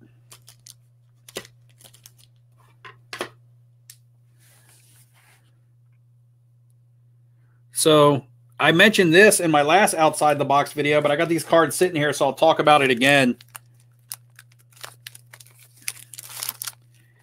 This 1981 Don Russ Jack Nicklaus golf card has been adopted by the market as the rookie card, okay? That doesn't mean it's the first print. It doesn't mean it's the only card he has out there until 1981 or anything like that. But the market says that this is his rookie card. That's just the way it is, and whether we want to accept it or not accept it because he has other things out there, that's what the market says, and right now we got to go with it. But this card I think is pretty cool. The 1979, and this is the, I can't pronounce it, Venderlandis, Our Heroes. Now, the reason I went after this card in a PSA 9 is because the Muhammad Ali card from this, which is nowhere near his rookie. Ali has old Cassius Clay stuff and old Muhammad Ali stickers and things like that that are worth tons and tons of money. But this in a PSA 9 of Muhammad Ali had shot up over $2,000, and it was years and years after his rookie. This Jack Nicklaus actually is from 1979, which precedes his 1981 adopted by the market rookie. Actually precedes it. So in essence, this is printed even earlier than what is adopted as his rookie card, and you can get it in a PSA 9, you know, for like around $250 or $300. I don't know if that's still the price now. They could have went up. I don't know. When I bought this one, I think I got it at $275. It was like a $325 or best offer, and I got it for like $275. I like that sneaky card there if you want to buy a nice golf card of Jack Nicklaus. Just another little outside the box card. You know, that Muhammad Ali could have drawn some attention to that set. People are talking about Luis Robert a lot, and I don't follow him a whole lot. I just know the name. Recently bought a Panini Illusion Zion Red out of 99. Do you think it was a good investment? Well, I don't know how much you paid for it, and I don't know if it's graded or if it's raw. I mean, Zion is, I like Zion right now. I think Zion has a good future, at least for the next 5 years. You know, his body will hold up at least that long. It could be even a little longer term. We'll see, but there's money to be made off Zion, in my opinion, and within the next 5-year window. However, you're just telling me that you bought a card. I don't know how much you paid for it. I don't know if you overpaid, underpaid. I don't know if you want to flip it next month. I don't know if you want to flip it next year. So from an investment standpoint, I can't tell you if you made a good investment or not. I can just tell you that I think Zion has potential to go up in value.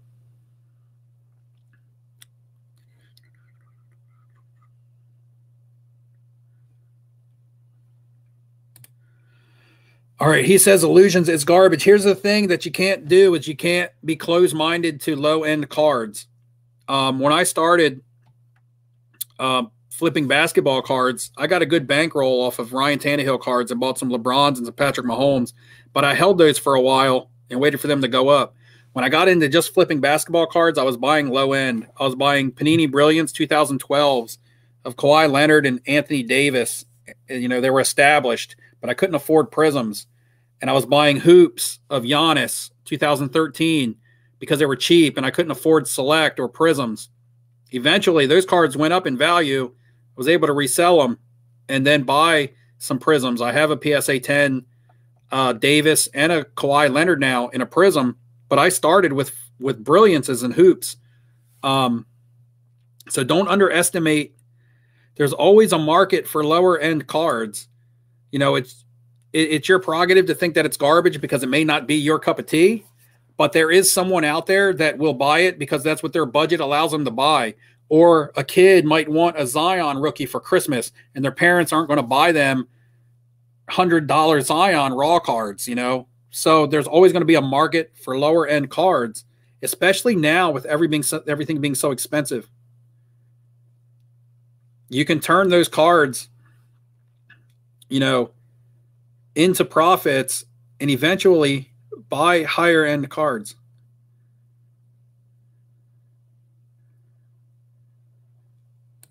How do I feel about 80s football stickers versus cards? The only 80s football sticker that I saw was the Dan Marino 1984 because I thought it was awesome. But, you know, cards is king here in the U.S. You know, stickers are becoming collectible just because there's a little bit of rarity to them, but cards are king. And you'll have the debate with people from people from Europe and stuff when it comes to the soccer market. Mostly everyone, not mostly everyone, but a lot of your European investors, they buy soccer. They don't understand why Prism is worth so much in the soccer market. Why is 2014 World Cup Prism worth so much money when these players got old stickers and things like that? They don't understand our lust for cards, and it kind of translates the other way around. We don't understand their love for stickers. You know, it's starting to close a little bit, where stickers are starting to hold more collectability than they did in the past. But for instance, Jokic has a sticker, and it may be a year before his rookie, but anyway, he has a European sticker. I think it's pink. And he has a 2015 Prism, and just look at the difference in price between those.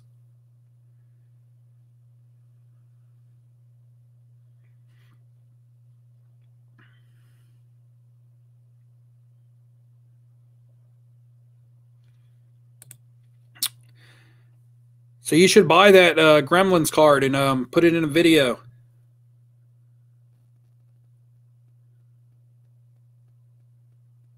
Damn. Panini Impeccable Luka Doncic Elegance PSA 10 for $15K. Is it worth it? I don't know the card. I don't know what it looks like, and I don't know if it's serial numbered. Is it autoed? Is it patched?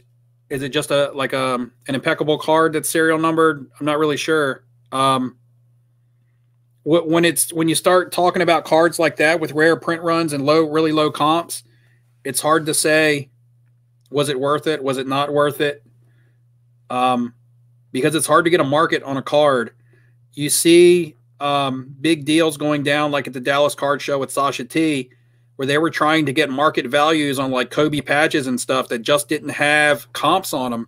And they were really going back and forth at what they thought that value of that card might be. And they finally settled on an amount, but they didn't have like comps and stuff to really go by.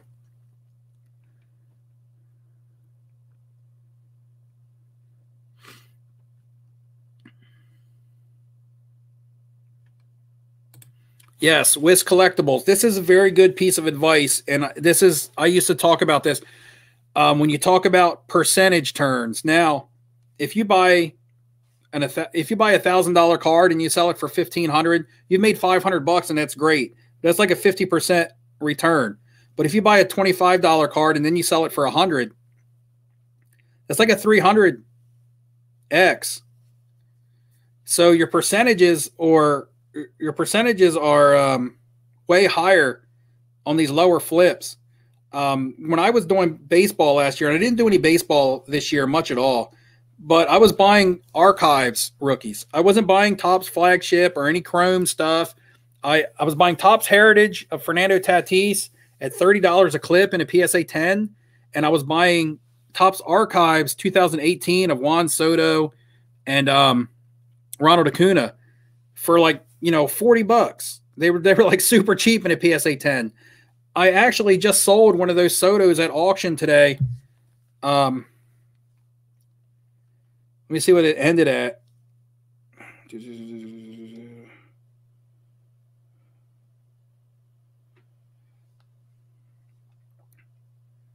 So I don't really know what the going rate on this is at. I just put it up at auction for maybe a 3-day auction. But this Soto, this Topps Archives PSA 10 Soto, that's my eBay picture. But anyway, it went for, can't really see it. Anyway, it went for $158. I bought that card for like $40. So, I might have made $120 off of it, which may not be a whole lot of money. But the percentage, when I bought that for $40 and sold it for close to $160, that's a big percentage turn. And that's not a high-end Chrome or a high-end Topps paper. I mean, that's just a Topps Archive. Budget card, get in low risk, and more than likely it's going to double or triple in value for you a lot easier than a high-end or higher-end card.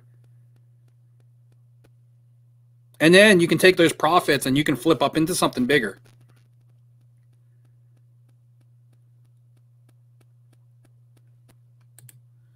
Mia Hamm and Alex Morgan rookies. I have some Alex Morgan Panini stickers. I have some Carly Lloyd, and I have some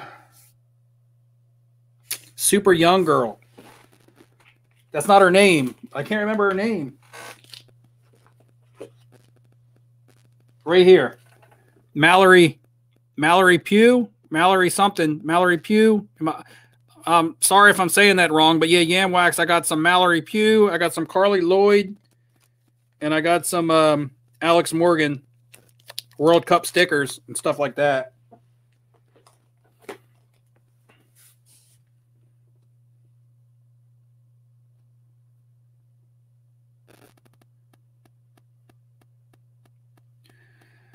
Guys, it is over the 2-hour mark.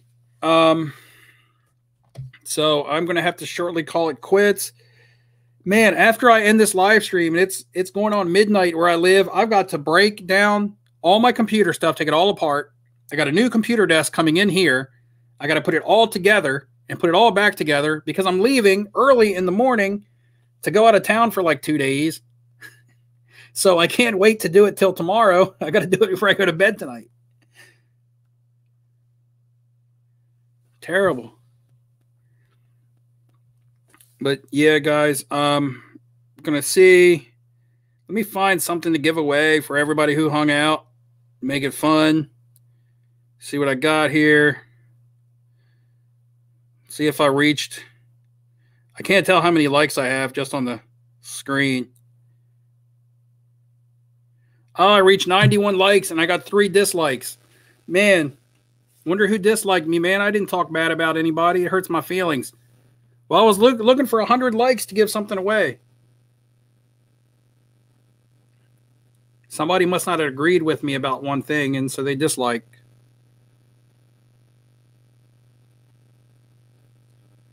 Yeah, lots of fake Jordan Star rookies out there. Yeah, that's why PSA doesn't like to grade them. I think BJS might still grade them, but PSA backed off of those because they didn't want to be held responsible for grading a counterfeit. Uh-oh. Give away my PC, so I have to take it down. I'm actually, I got a bigger desk, and I got a second monitor, guys, so that I can hook up my second monitor. Then I can start doing some more split screen stuff and pulling up screens and still keeping myself on the screen and stuff like that. So really, it's so that I can do better streams and stuff just because I got my advice, but my stream is pretty much generic. So, you know, kind of want to set it up a little better for you guys. And let's see, let's do,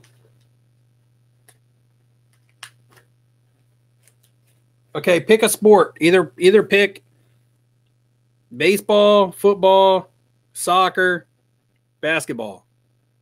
I don't have much hockey. Pick one of those 4 sports. The first sport to get typed into the comment 5 times will be the sport that I give a card of away.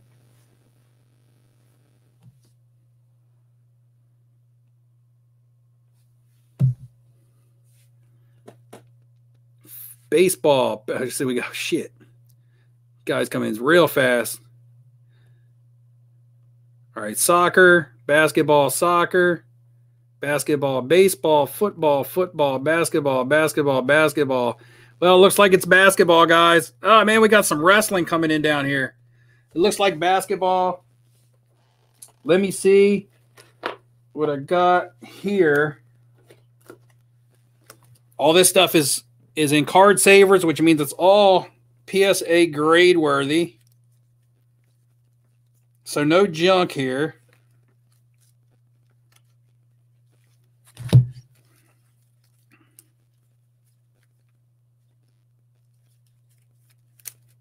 Would you guys like a rookie card or a nice veteran card?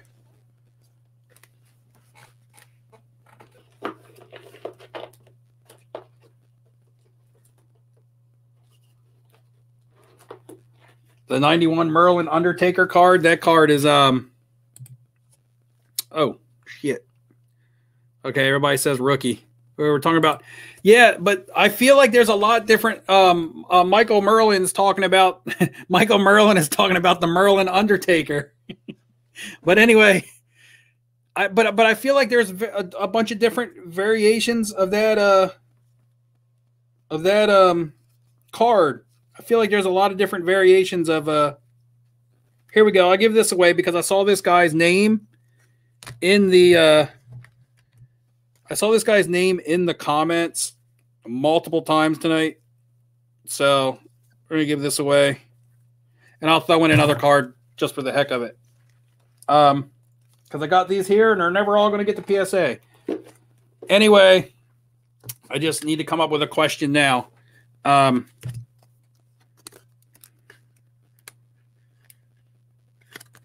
So I saw this guy's name multiple times in the chat tonight. You guys were talking about him and you thought he was good. So I'll give this away. Checking the condition on it. The condition looks good. It's in a card saver. It's a raw PSA Prism 2018.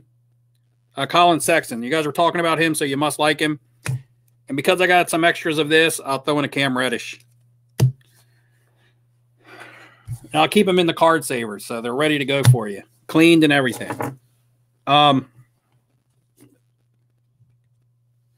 So let's do Red Wave Zion. Let's do a question here.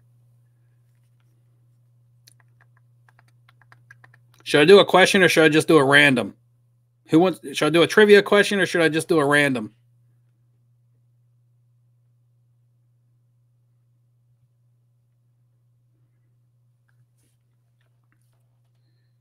Help me out. Random. KY drummer guy must not be following. Okay, everybody wants random. Okay. All right, so we're going to go random, random, random.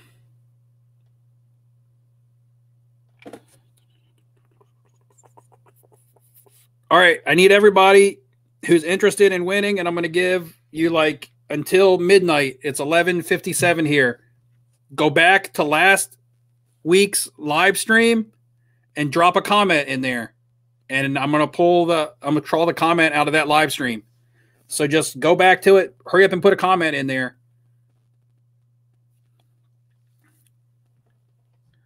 Just say something like live stream giveaway or something.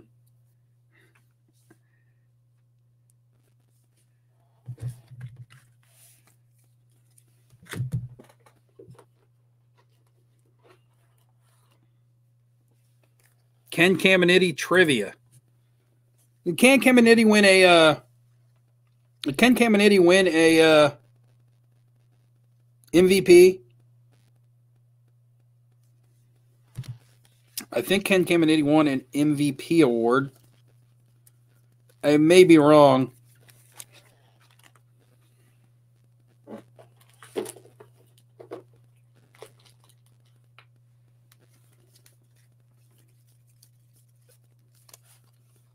But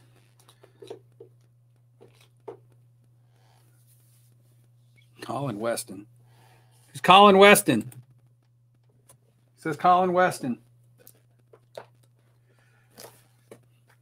Because I'm strange, what would you like for me to give away? It's a free card. I hope you're not complaining about a free card. How many free cards have you been given this week?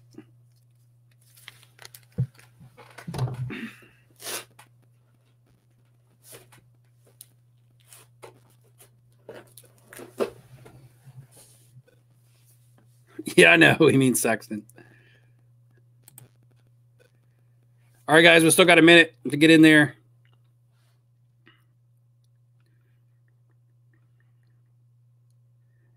Yeah, so Caminiti won the MVP in 96. He was all juiced up, too.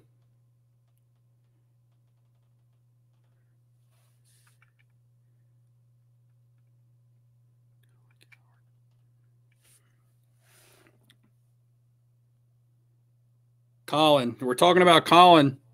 It's a Phil Collin rookie.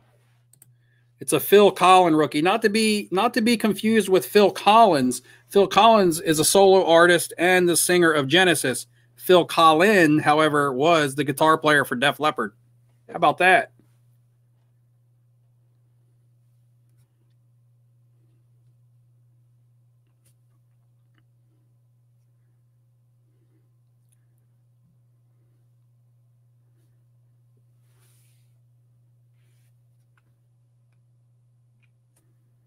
Yeah, Phil Collins was a badass drummer too. All right, guys, I'm getting ready to get to the comment picker website.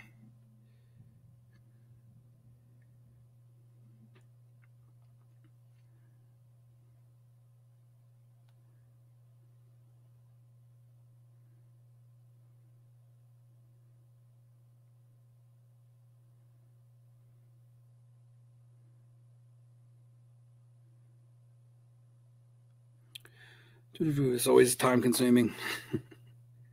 Def Leppard rocks. Can anybody remember? Anybody seen the movie Joe Dirt? Remember when Kid Rock was fussing at Joe Dirt and he was like, Def Leppard sucks.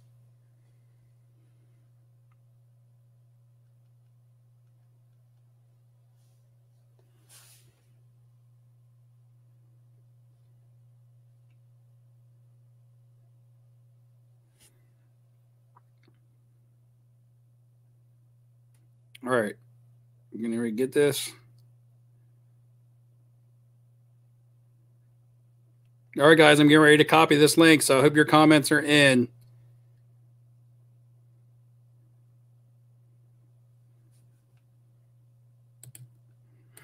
Snakes and sparklers.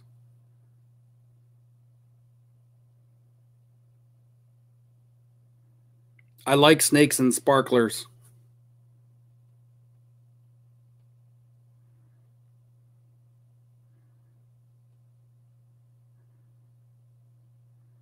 All right, here we go. We're going to go ahead and put it in.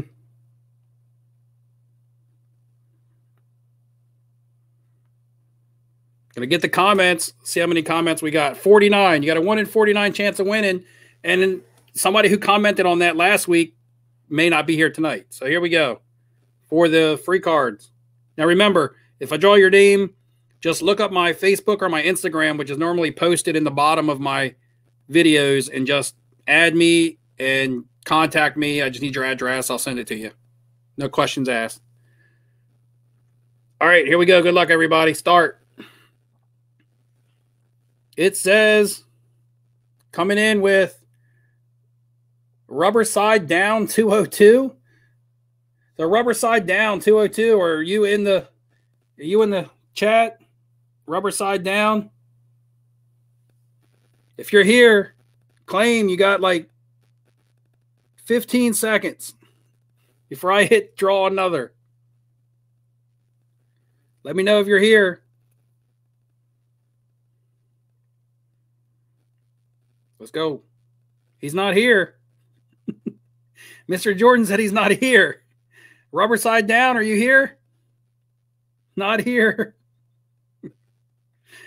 Sometimes it takes a second if somebody puts in a comment for it to cycle to me because it's on a delay.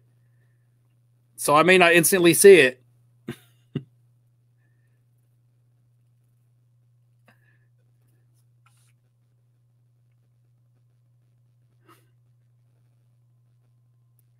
Dave's not here, man. Is his name Dave?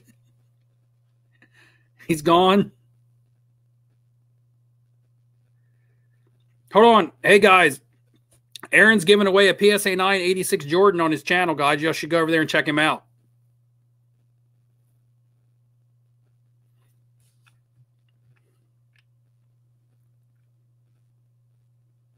Aaron, what do I got to do to qualify to win that? Because I want in on that giveaway. All right, we're going to pull somebody else.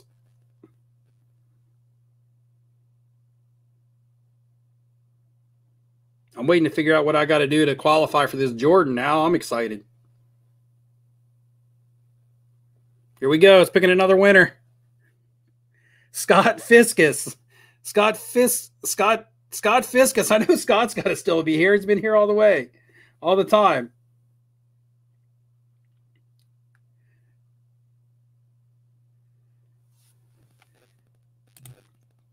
You thought that's what I was giving away, Aaron? Man, you got to be a better troll, man. You're not even good at it. If you thought that I was giving away 86 PSA 9 Jordan, then you're not very intelligent. You're not a very good troll.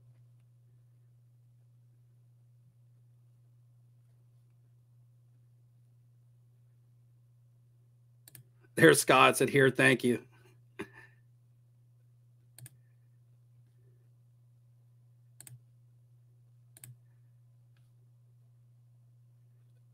I almost made it.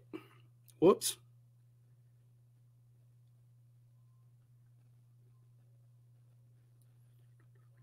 I almost made it.